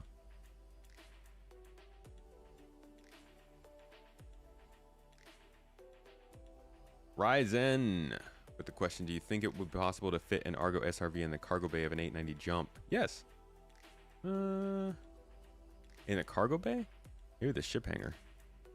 But even that, I think it might be too long for the 890 jump ship hangar.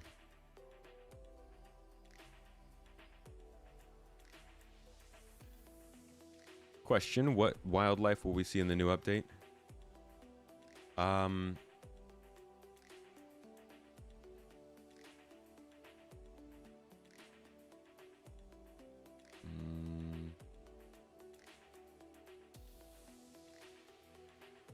Which ship?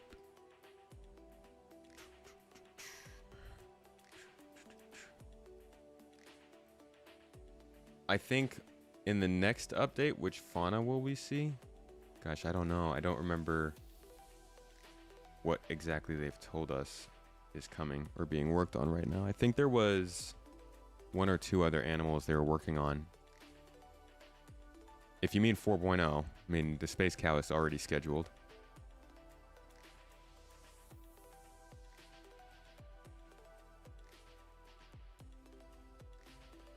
Question, do you think we'll get Galactica-sized ships? How big is that ship?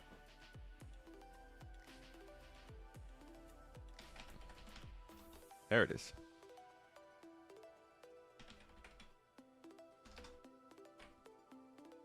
All right. Liberator, Ironclad. 119 versus 120. But you can see very clearly that the Liberator, and I don't know if I can even change the...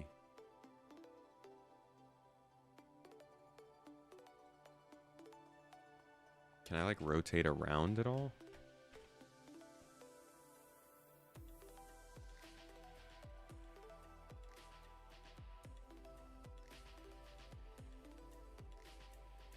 Yeah, you can tell this thing is wider.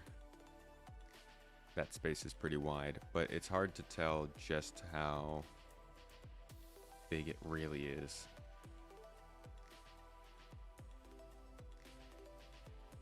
It's also taller. You can see the cargo area in this ship is pretty low down, whereas this ship has a lot more height to it.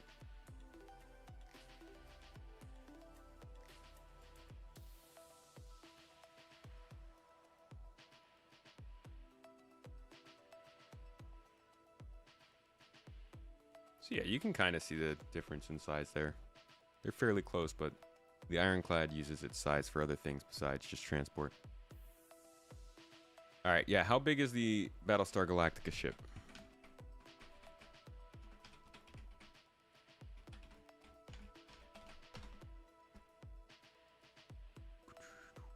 Jeez, 1.5 kilometers long. No. We won't be getting ships that size. The biggest ship that we have access to actually own is the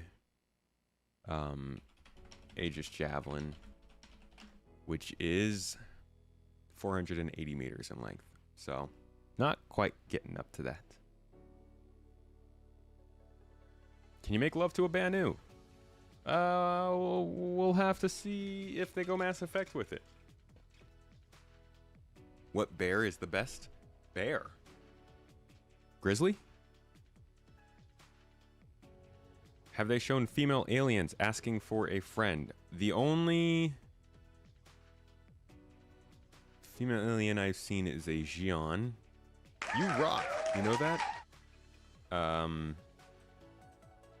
And I honestly couldn't even tell you if this was official art, but it looks convincing.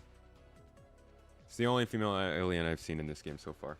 The Banu, I believe, changed their sex. That might be the Xion. No, this is Xion. I think the Banu changed their sex, so that doesn't matter as much for them. Nothing about Tavaran either. Carpathian. Thank you. Another super chat from you, huh? YouTube popping off over here today. You were thinking more like, what if there was an NPC super carrier transporting ships between systems faster with its own onboard economy? That seems, that's wild. I don't think they'll make ships that big, unfortunately. Like I said, the Javelin's the biggest we can get so far. It's like 480 meters. So it's not too much bigger than these larger ships. But maybe they'll do something like that.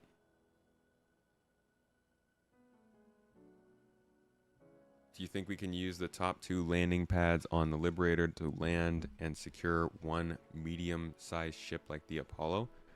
Well, we can always look at the Liberator Q&A and see what they say. That's the best resource you can have for that. See if there's a question for it. Let's see. Largest ship that can be parked in each of the garages.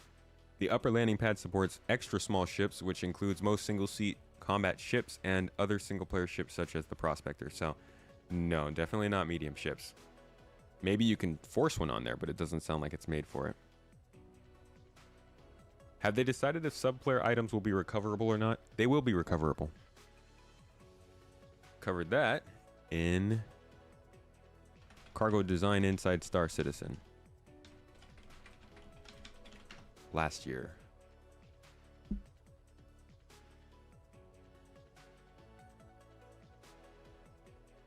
Here's a little preview of that.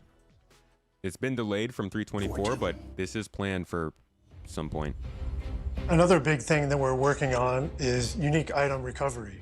This is something that the fans have been asking for a long time, and we're hoping that it's really going to finally resolve this problem of losing items or losing items mid-mission. It looks like a simple subject, but there's a lot of little things to think about, like people buying some gear, giving to their friend and claiming it back. What happens to the version that was given to their friends, or even like if your buddy gets looted by somebody, how do we want to kind of cope with that? So one of the ideas that we have running right now is that you would have a lost and found within your hab. So if you're playing, your mission crashes, you lose your progress, but you can go back to your hab, restart that mission, grab that item, and continue on where you left off. And we're really hoping to apply this to subscriber items and other unique items as well.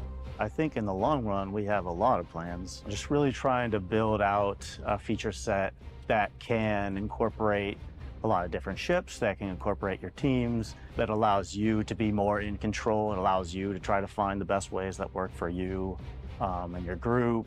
And right now, that's the main thing we're working on. Our universe is big. We're going to keep building more systems, more planets, and we really want to find. That got off topic very quickly, but yes, they're working on a solution for it. The Bengal, you can find it in game, but you can't own it. So, biggest ship you can own is the Javelin. Now that we have the Ironclad from Wildly Coyote, do you think we will get a C3 that will have similar cargo volume? Maybe.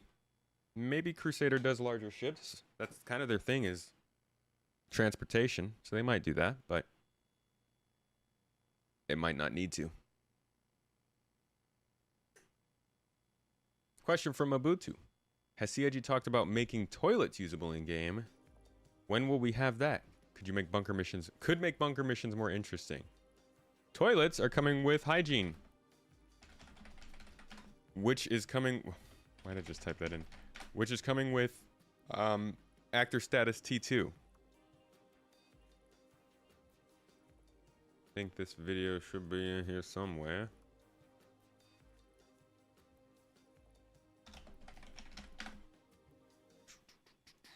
Here we go.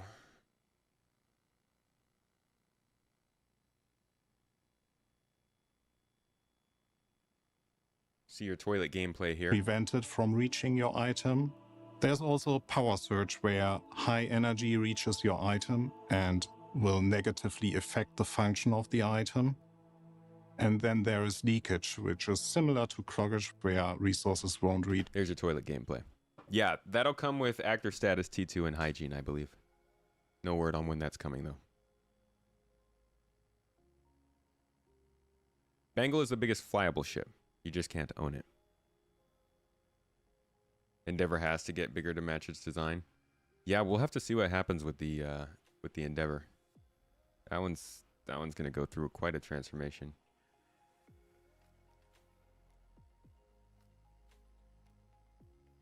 Wasn't it that Javelin and anything above could be owned, but you have to like build them? The Bengal has always been something that they said would be out there persisting in the universe, but you would have to find it and take it for yourself. That's how I remember it. Question. 12 Wing Productions. When do you think they will release the Idris as in-game for owners? Shortly after Squadron 42 comes out. You can see keeping the showers but toilets are overkill. I mean, I think they'll handle the same thing. You can shower, you can use the toilet, you can wash your hands, whatever it is. I don't think there's going to be like different types of hygiene. I think it's just you choose whatever is available to you. Like some places there might be a bathroom and not a shower. In that case, you can still lower your hygiene level or without having to like go to a ship with a shower, you know. It'd be dumb if you could only shower for hygiene and then showers are only available in some places. Oh, I don't know The Office that well, Abdi. I'm sorry. Shame. Toilets are dumb. Are we gonna make people poop their suits while on sniper recon mission? I mean, go to the bathroom, dude. Why are you pooping with a sniper in your hands? 50 cal? That's not safe. What's everyone having for dinner? You just made some moussaka basmati rice and focaccia bread. Mrs. Tomato made focaccia. You gonna post it in the food channel? You're making banana bread? Oh, because we had that banana there. Nice. Oh, that sounds yummy. I need to get hungry. Trying to get hungered. Question from Wavy Gravy. Do you think ships like the Mole will see a gold standard update? 100%. Yeah. Every ship's going to see gold standard updates, and probably multiple of them. Mobutu, you're doing pizza night? Good stuff. What's the best pizza? And why is it kavurma and garlic bread? Essential? With the question, is there a public high-level roadmap to beta, like a bullet point list of what things are the minimum? That's what they're working on right now. I'm betting it will be out shortly before or during 4.0. Might be something they put out for CitizenCon now that it's taken this long.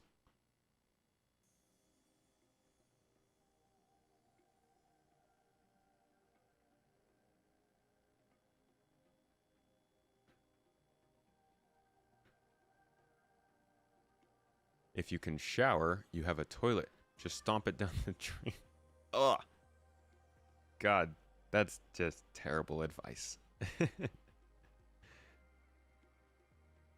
Integral part of simulation gameplay. You will learn to love it. You will learn to love toilets.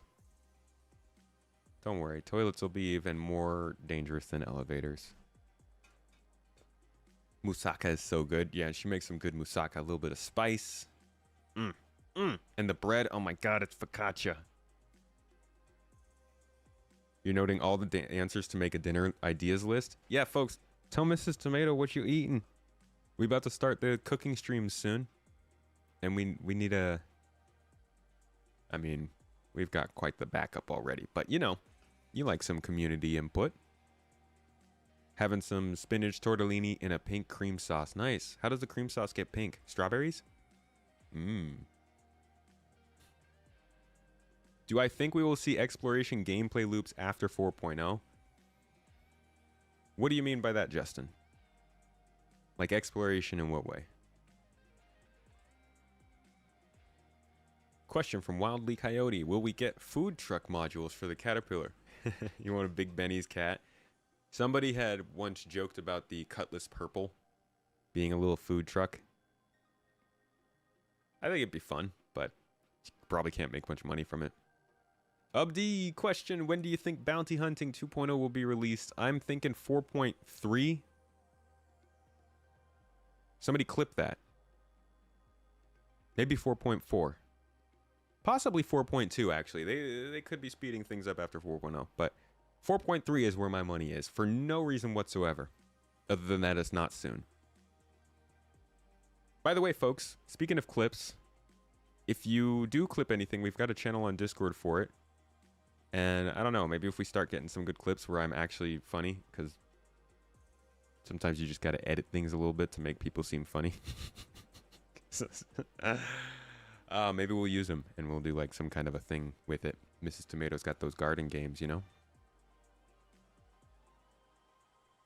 Oh yeah, cooking channel's gonna pop off. It's such good food. Gotta find a way to be able to ship the food to commenters, so they really know. Question from Asa. What feature or mission type or playstyle are you most looking forward to? I am looking forward to data running and trading and brokering data and using it as a commodity and making money from it. That's really cool to me.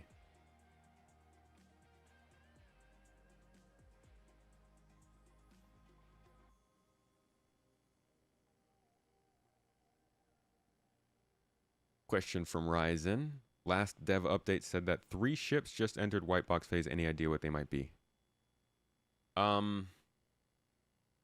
When was that? Last monthly report? 3 ships entered white box? Entered white box? I don't know. That's weird timing. One of them is probably the ship that we saw at CitizenCon last year. Legionnaire's already seen plenty of work, so it's probably not that. You know, I would be really... I almost want to believe that they might be working on the Expanse.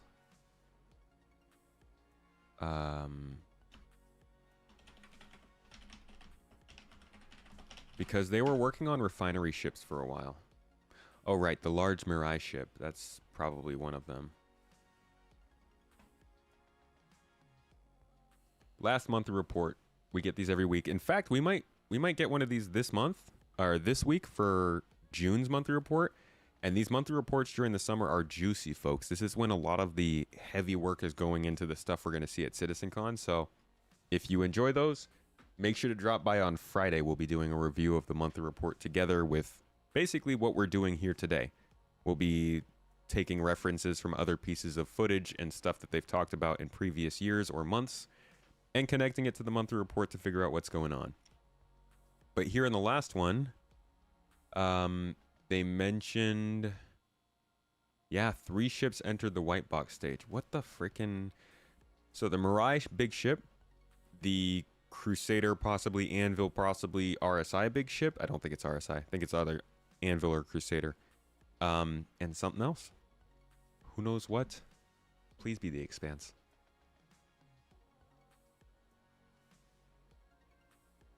Question from Liam7. Speculation. I see Echo Zeppelin baklava shipments win. You guys can bet Mrs. Tomato's going to be making baklava on the cooking streams. She makes some mean baklava. Mean, like slap you around and call you a little kind of mean. But then, you know, it cradles you. It holds you. You rock. It pets your head. It tells you that you're sweet. It's weird, I know. It's weird food. Just deal with it. It's part of being in Turkey.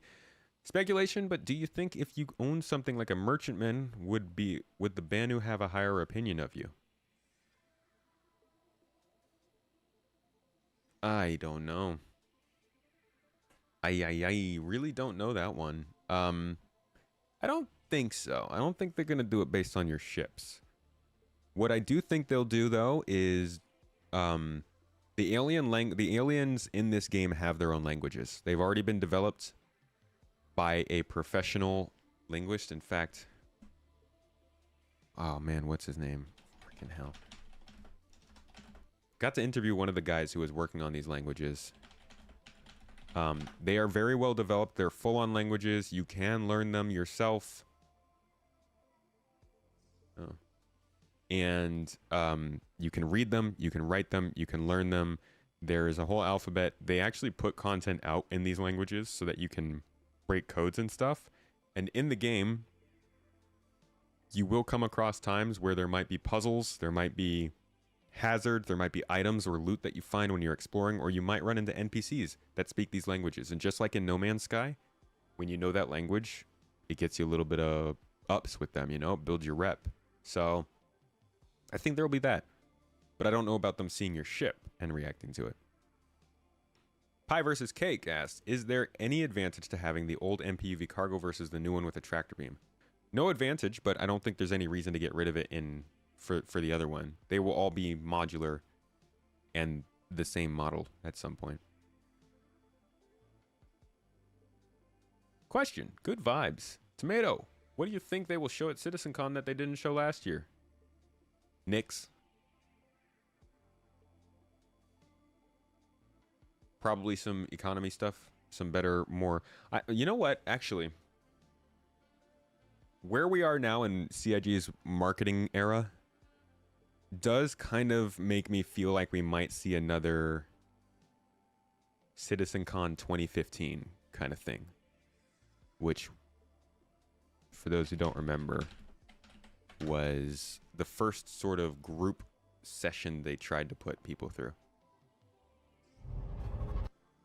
So they got together. Oh yeah, this is what Star Citizen used to look like, by the way. On that landing pad for a period of time. If you don't claim it after a while, they'll be put back in the hangar, basically. So, let's get our merry band of brothers together and head to the Constellation. Look at what Crusader used to look like too. It was just a JPEG in space. One of our over here. So yeah, they basically had a multi-crew sort of session going on. So we have combat, exploration, ship flight, all that stuff. But you know what? Am I wrong? Is this the wrong one? Am I thinking of 2016?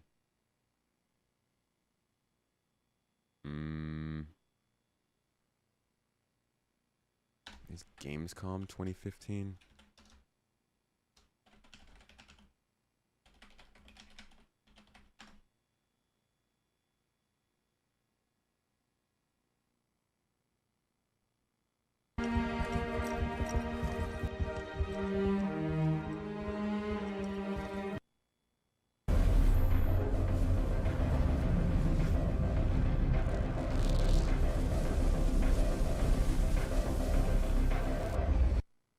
At the end of this whole thing, though, they did tease the Idris, which was kind of cool and very unexpected. But yeah, I think we might see something like this at CitizenCon because they're at this point where they're trying to sell the game itself, both Squadron and Star Citizen.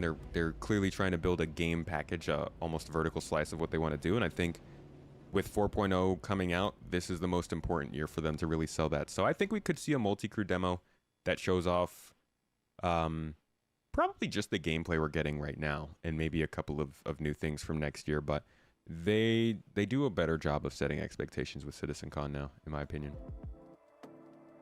Any tips for new players trying to choose an org? There are so many, almost too many. It's a bit overwhelming. It is. The top tip I can tell for you to join a new org is to join ours. The easiest thing when you want to join an org, geez, I mean, to just choose one straight out of nowhere is really just picking from a list. But I would say find people you like in the community and then see what org they're in. The whole point of an org is just to have people to be able to call on when you need. You don't need to have an org that's incredibly professional unless that's the gameplay you're into. The most powerful part of having an org is just having a central place of people that you know play Star Citizen and keep relatively up to date and that you can call on when you need them. We do have, our group is like that. GII is all about trying to build a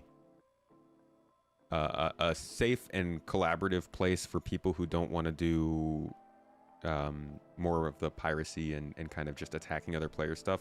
You can do piracy PvE, but we don't allow non-consensual PvP. And we focus on all kinds of gameplay. Mainly our thing is to make sure that the game is easy and understandable for players. So if you would like, gii.app, or you can use the command in chat, !org. That'll pop it up. You get to this website. You can sign up with us, check it out. You like it, you can stay. If you don't, you can leave. But you can join up to like 10 orgs. So don't feel like you're locking yourself out if you join one. You can also leave at any time and join other orgs. Just search around, find the group you like. You think the Perseus is in production? Oh, I think Justin said, so the Terrapin and other exploration-focused ships have a more important part for exploration or scanning. I think we already have that, to be honest, Justin. The only thing we're really missing from exploration is the ability to share markers, to place and share markers in the map. Once we have that, you can go out and explore and find something and sell it and make money. They've already built out the locations. They've got derelict ships being spawned in. They're starting to do things like abandoned space stations. You have minables and salvageables that you can find through exploring and sell a location to other folks. There are ways to experience exploration. I think it's just a matter of getting the supporting tools in there for it.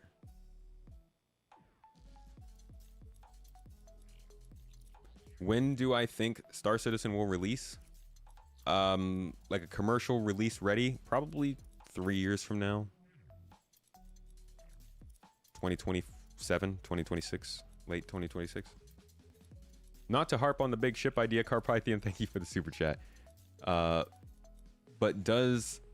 it was up here. But does a supercarrier design like the much cleaner Spider concept you showed seem interesting? That could be cool. But Spider is like hundreds of kilometers, I think. That'd be freaking huge, man. Carrying large ships is cool, but I don't know how viable it's going to be in this game for certain situations.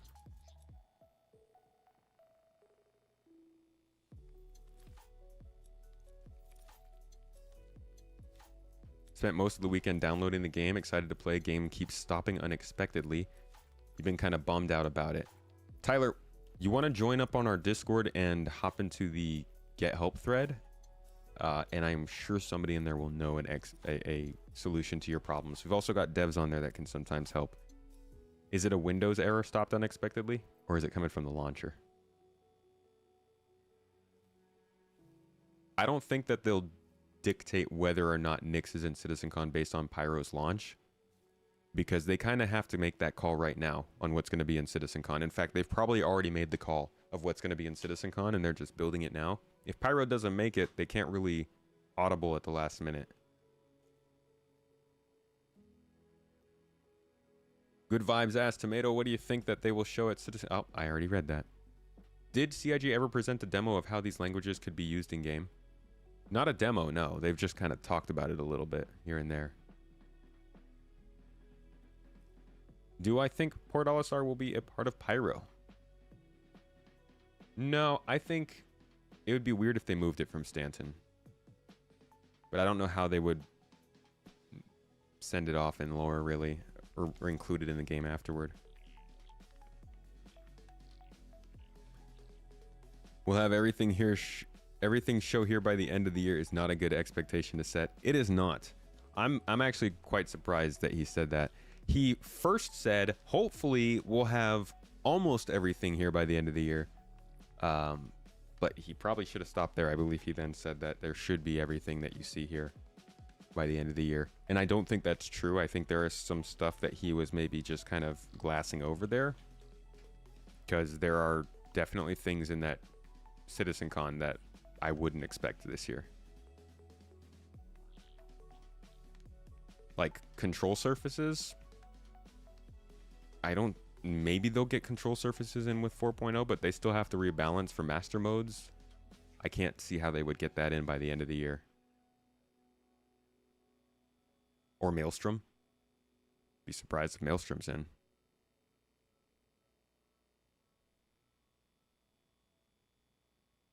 Yeah, some orgs are exclusive. That is true. Thinking of getting Star Citizen, anything you should think about before purchasing? Probably what you're looking for out of the game. If you're looking for something that's going to take the place of like your main game that you play for fun and just hop in, hop out, it might not be ready for that. And if you want a stable game that does not screw you over with glitches and instability at times, don't do that either. This is very much still a game that you get into because you want to experience what they're building, as opposed to finding your regular game to play. Some people are cool with it. Some people like this as a regular game to play, and they can totally do that. Not saying that's impossible, but I think for the average person playing a video game, it's still pretty rough to just kind of jump all in on. And also, you know, everybody has their own idea of what the gameplay should be. Sometimes it's being worked on, sometimes not. So I would also check out where that kind of gameplay is in development if you're interested in it.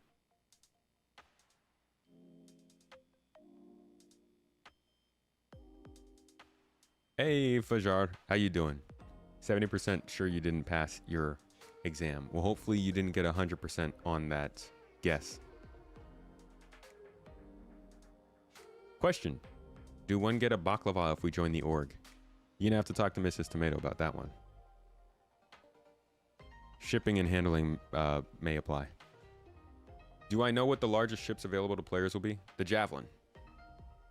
Javelin, Endeavor, Orion, Idris.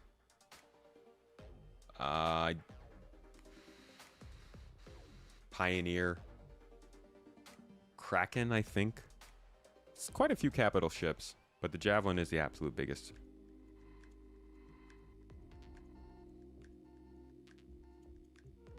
Next free fly will be in November, but they may do one before. This is not likely, though.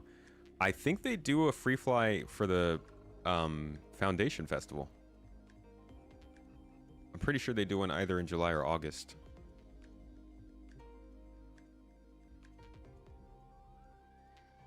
Launcher errors, okay. Is there an error code that you're getting with it, Tyler? How is the looting experience in the new inventory system? I actually don't know. I haven't been able to really see 324. But it doesn't seem like it's going to be too great if you're trying to get stuff into a cargo box, unless they come up with some kind of a workaround for that.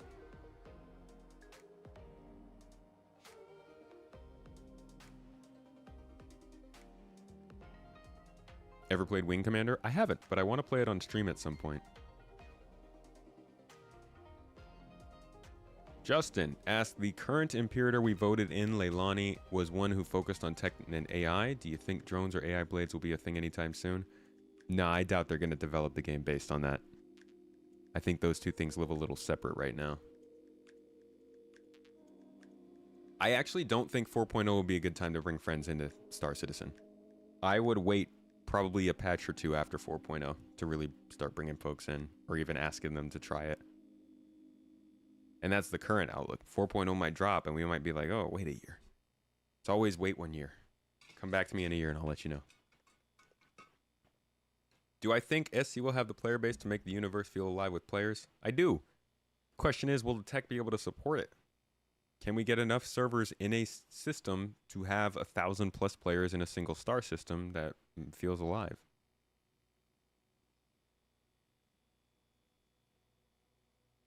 Chris loves to get applause.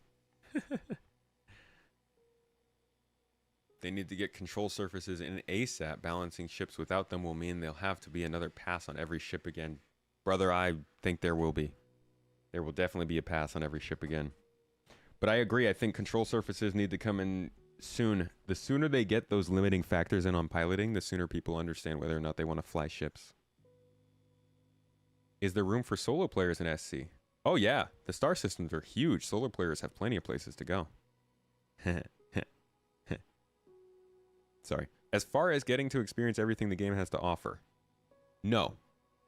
Solo players will not be able to experience everything the game has to offer unless you're willing to go and fly with other players. You simply won't be able to do... A solo player cannot control a mole, right? You can't do the mining and the flying all at once. You can go back and forth, but that's... I don't think that's all the game has to experience. You can't fly an Orion and crack rocks while you're tractoring them into the maw. You can't use a reclaimer to scrape a hull while you're also cracking the ship. There are things that you can do as a solo player, but it's going to be very heavily neutered by the fact that you are a solo player.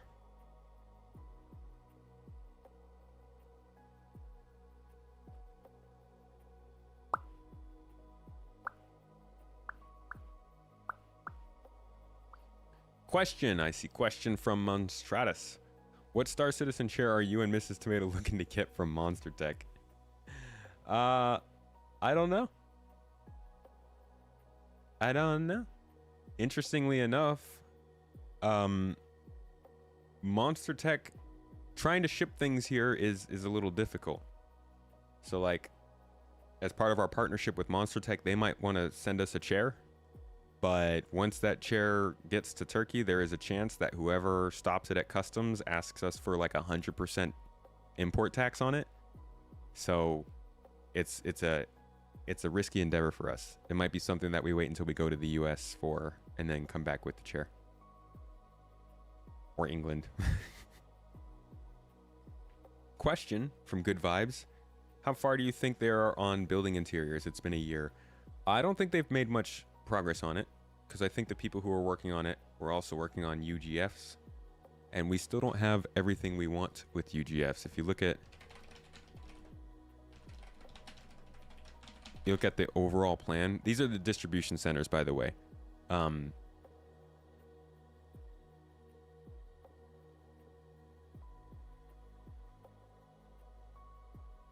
So this should be a little demo here. Yeah. No, not this one. This one. All right, check this out. This was one of the earliest looks we got at distribution centers before they were called distribution centers. You'll see in the bottom corner here, they are actually called new underground facilities in this video, and I'll explain why in a second. You can land on landing pads. We're thinking about how, the function of the place. So as you can see, it's quite a formidable structure. Hangars on either side, landing pads, so you can move your cargo back and forth. But for us, we're going to just land, hopefully, on the top. Oh my God, I'm really butchering this flight. Whoa, there we go.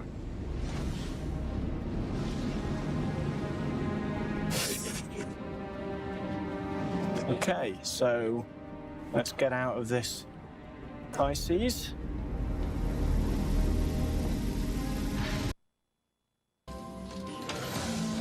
So this is all pretty recognizable, right?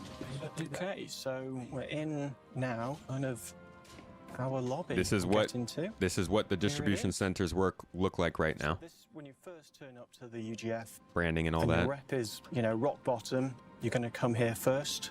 And this is kind of the introduction to whatever company owns the UGF. And you'll be getting some missions from in this place, but you can see it's quite going for that brutalist structure, but having all this glass kind of makes it so you can kind of let the outside in a way. And you can see by looking out. Right, so the reason that this is all very underground focused, even though we're looking at basically what we have as distribution centers, is because there are parts that are not quite in the game just yet, that are parts of these facilities. Area. And this is where we're going to have some weirdness, and then it clips into our main top of the elevator room, which you can see over there, which is lovely. Let's just make our way through. So there, this is the top elevator room. Again, there's kind of access to the outside, there's access to side rooms and other rooms from here. But essentially, this is where you're going to be in order to get downstairs. So we recognize this room, right? You have to come to a room like this. I'm just going to kind of walk you through it and go to our cargo office to do things. So in we go. So this is our version of our cargo office. So you'd get delivery missions from here. You could... This is kind of like what we have. It's just a little bit formatted differently. Buy items. But a lot of our rooms are going to feature this kind of door with pedestrians on either side. And that's just so that we've got that kind of functionality throughout the space where, things will be moving around and really the pedestrians want to be out of the way type of thing. Let's just have a look into the space station tower. All right, skipping forward a little bit. This is the part that we don't have yet. Elevators in this room. Small. And they will take you down. Look at how far down you go here. Now the depth of the, the first sub-level is going to change in every UGF. No, that's going to be procedurally generated, a lot like the rooms as well. Oh, and the elevator's just kind of moving back up. Now you could take the cargo elevator down, that's fine, but that's going to be fully automated, whereas these pedestrian elevators are going to be more independent. So you have this whole underground section, which is basically just tunnels and control areas. There are important logistics rooms, coolant rooms for servers, all kinds of stuff down here for players to explore and run missions throughout and just spend a lot of time in. The whole point of these is that you're supposed to go down here and do a bunch of gameplay and not come back up for a while.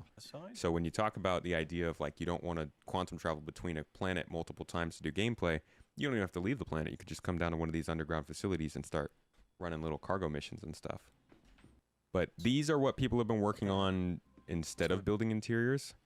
So I don't know what's going to be happening with building interiors. Now, when the rooms are this big, we can do a bit more with them. So there's an area. Do I think they might release Pyro at this year's CitizenCon? They're aiming for earlier. We'll have to see what happens. Maybe even some control points. So what if this bridge, I know it's a little blurred over this chasm, what if you could retract? Can you use the medical bed in the Pisces Rescue as a respawn point? Yes. Sounds like it. That's not for me to decide. For you as the and then I'm going to finish things up here, guys. We're just gonna... I'm just about done, but here is a look at what they wanted to do with building interiors. Let's start with rooftops. Now, up until now, we've largely designed our cityscapes to be more of a backdrop to the landing zone. We have the social space generally in the middle, and then the cityscape goes around it. And they've been designed to give the best composition, to be interesting to fly around, but we've not really thought about designing these buildings from the inside out. So what we're looking at here is some potential concepts for what could be interesting landing spaces that drives the architecture of the building. With landing pads, it doesn't necessarily need to be on the top of the building. It could be, halfway down or lower. So imagine, you're in the lower parts of the city, and then we'd open up these additional play spaces. And as you can see here, it's not just the landing pad, it's the gameplay space that goes along with it too. Now, it doesn't necessarily need to be a single building. Imagine there is a network hub that services a few different buildings. I do think this is probably what they're going to do with the other areas on ArcCorp. Instead of having a full landing pad, you have kind of these hubs of locations. So what we're looking at here is maybe like a transit hub where the player could land, get on some transit, and then that would lead to some buildings. Okay, so maintenance spaces. So these could be really interesting in terms of player interaction. They could be dealing with the power or the maintenance of the building. And then also you could have technical spaces. So these would be more for technicians. It could deal with the data or the communications. And what we're looking at here is potential some, gameplay puzzles where the player has to work their way inside the main. So moving on to residential. So there's a huge amount of potential here. What we wanted to do with residential is two things. One, explore investigating the potential player housing. So with that, we want to be able to create a variety of interior layouts. And also we want to explore a variety of architectural styles. So when we're looking at potential housing layouts, we wanted something fairly modular in a way in which we could create a variety of combinations. So whether it's living spaces or habitation spaces or social spaces. And also here we're looking at, we want the players to eventually be able to populate the player-owned habitations that you see here. And these would be focused on other landing zones. So imagine you come across these in Area 18, or it could be when we come to Terra. And also, like I said, it could be informing future player-owned habitation architectural sets. Now, outside of the living quarters, there's also the social spaces just outside. And we want these to be more than just the corridors that we're seeing in the game right now. So these could be multi-layered social spaces. And these could also inform advanced traversal routes for the player to be able to get inside these habitation rooms. Investigation So as we're mission? talking through various architectural styles, what kind of residential, we're moving into the commercial area. So what this means is it means we can look at areas that are more gameplay focused outside of player habitation. So when we're talking about these could be office blocks, these could be corporate owned. Inside here, there could be corporate wings, there could be manufacturing, there could be office spaces. And what we try to think about with these, it's more than just a flat room. There should be advanced traversal. It should be multi-tiered. So outside of the commercial offices, we've also got like restaurants. Start talking about the lobby. So as I said before, these are going to be access points to the player, but also we can do more than just a standard foyer that we're seeing in the game right now. So this sort of space we're seeing here is, imagine there's an underground transit network, and that transit station feeds a network of building lobbies. So these could be social spaces, these could be really good combat spaces. They could have access to mini restaurants or bars or facilities. And we're just showing that in a variety of art styles. So one's a fairly low end, one could be fairly high end, but the infrastructure is the same. So as we're exploring art style opportunities, this then drives where it would be appropriate. So some would be more appropriate in somewhere like Area 18, some would be more appropriate in somewhere like Horizon, and obviously some would be more appropriate for future landing zones like Odessa or Prime. And also when we're talking about lobbies, now finally we're going to talk about the underground. Now this is, I think... Can I just like geek out a little bit that the fact that he mentioned as his future landing zones Odessa and Prime? Those are the landing zones in the Magnus and Terra systems, which are two of the most exciting systems in my opinion. So at least on the art side of things, maybe they are thinking about stuff that far ahead. One of the coolest spaces. So rather than just focusing on the positive axis of the building, we're going to look at the underground. Now what this does, it means we can access a whole area of play space that doesn't need to be contained inside the building. So within a lobby, we want the player to start to traverse down into these spaces, and these could be underground transit networks. They could be abandoned underground transit networks. This then could drive potential racing opportunities. So when we was doing this, we thought, oh, it'd be really cool. Like, what would it look like if there's an underground street race going on there? Also, there could be traversal opportunities. Like I said before, if the player wanted to go into one building, down, and then through, and then up into another building, what would that traversal network be like? Especially if we're thinking about, if it's an older part of the underground of a city, maybe it's less used, you know, people have built up, that would instantly inspire a whole bunch of traversal and investigation missions there. Or maybe there's an old aqueduct or an old infrastructure underground. You know, this could be perfect for underground street racing or other racing opportunities.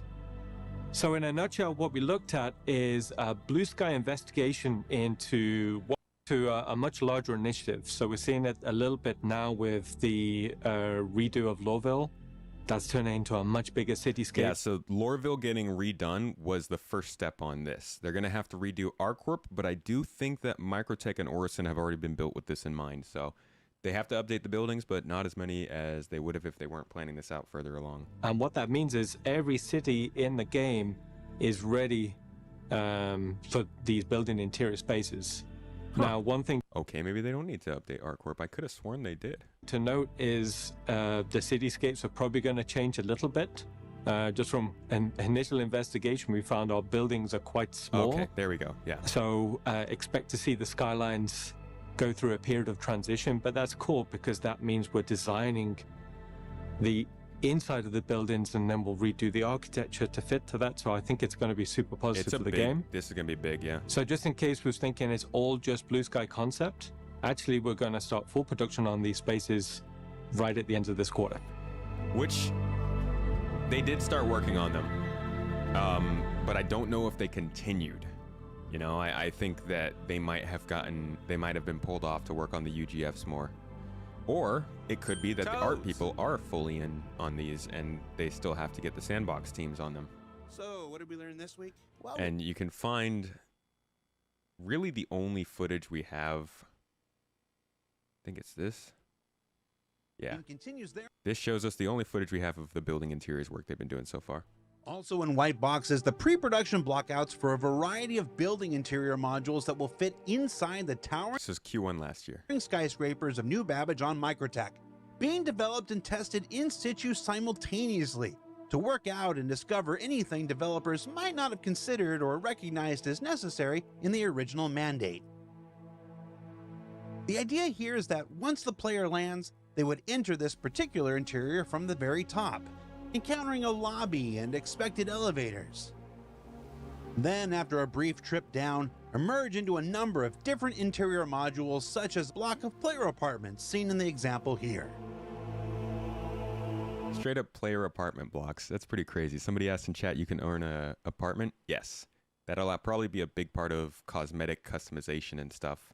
And overall just having a home, you know, whether you want to live in a ship, in a city, in an outpost, they're building them.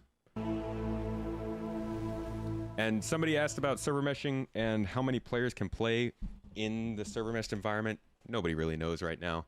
Hopefully it's 1,000-2,000 in a system, but we don't know.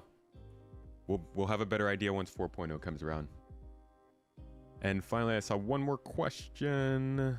Since Terra is designed to be the starter zone, do you think it is a requirement for 1.0? I'm hearing rumors it's not going to be the starting zone. I thought it should be, but it might still be Stanton. I do think Terra should be in 1.0, but I don't think it will be, unfortunately. It's a pretty big endeavor. It's a lot of planets, so probably not. More money sinks, exactly. All right, folks. Thank you for being here. CH in chat said, Star Citizen Zealots, the game is a total scam. My friend, it's just not a good look.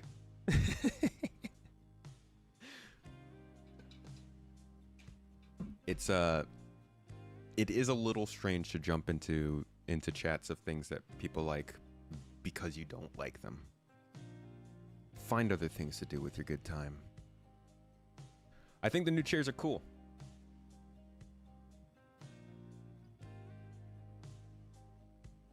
Yeah, Monster Tech makes good stuff. I've been wanting one of their chairs for a while. And we just partnered with them, so might find ourselves a chair. We will see. Anyways, folks, that's it for me today. Thanks for coming. Hope you enjoyed and got some information out of it, maybe some entertainment, or possibly just got to waste some time for a couple hours. We'll be back on Wednesday, probably do some gameplay. We'll see. Mondays are talking. Wednesday's usually gameplay, so I'll see if we'll set something up, and I will see you all then. New video should be out tomorrow talking about 324 and really just the whole crazy update situation with Star Citizen. Should provide some more context and give you a little update on what's going on with 324. And, you know, whenever that does go to the PTU, I will be streaming it for you. We also, like I said, this should be the last time that I'm in this room. And, like, you don't know how big that is for me. My streaming PC keyboard is literally on the ground because there's no space for a desk here. So it is a great moment for us. Knocking on wood. Hopefully you see me on the stream in the new place on Wednesday. And yeah, things change after that. You guys will get longer streams. I'll be putting out stuff more consistently. Mrs. Tomato will be joining on the streams. We'll be doing cooking streams after that. And thank God we'll be able to play our Civ 7 matches again. Just saw the thing on acidic caves. They're about to try and implement at some point. How do you think that's going to go in your opinion? Oh, I think it'll be like the other caves mostly. Nice to see new caves finally coming along though. New house vlog when? Mrs. Tomato's working on that as well. I think it should be published this week.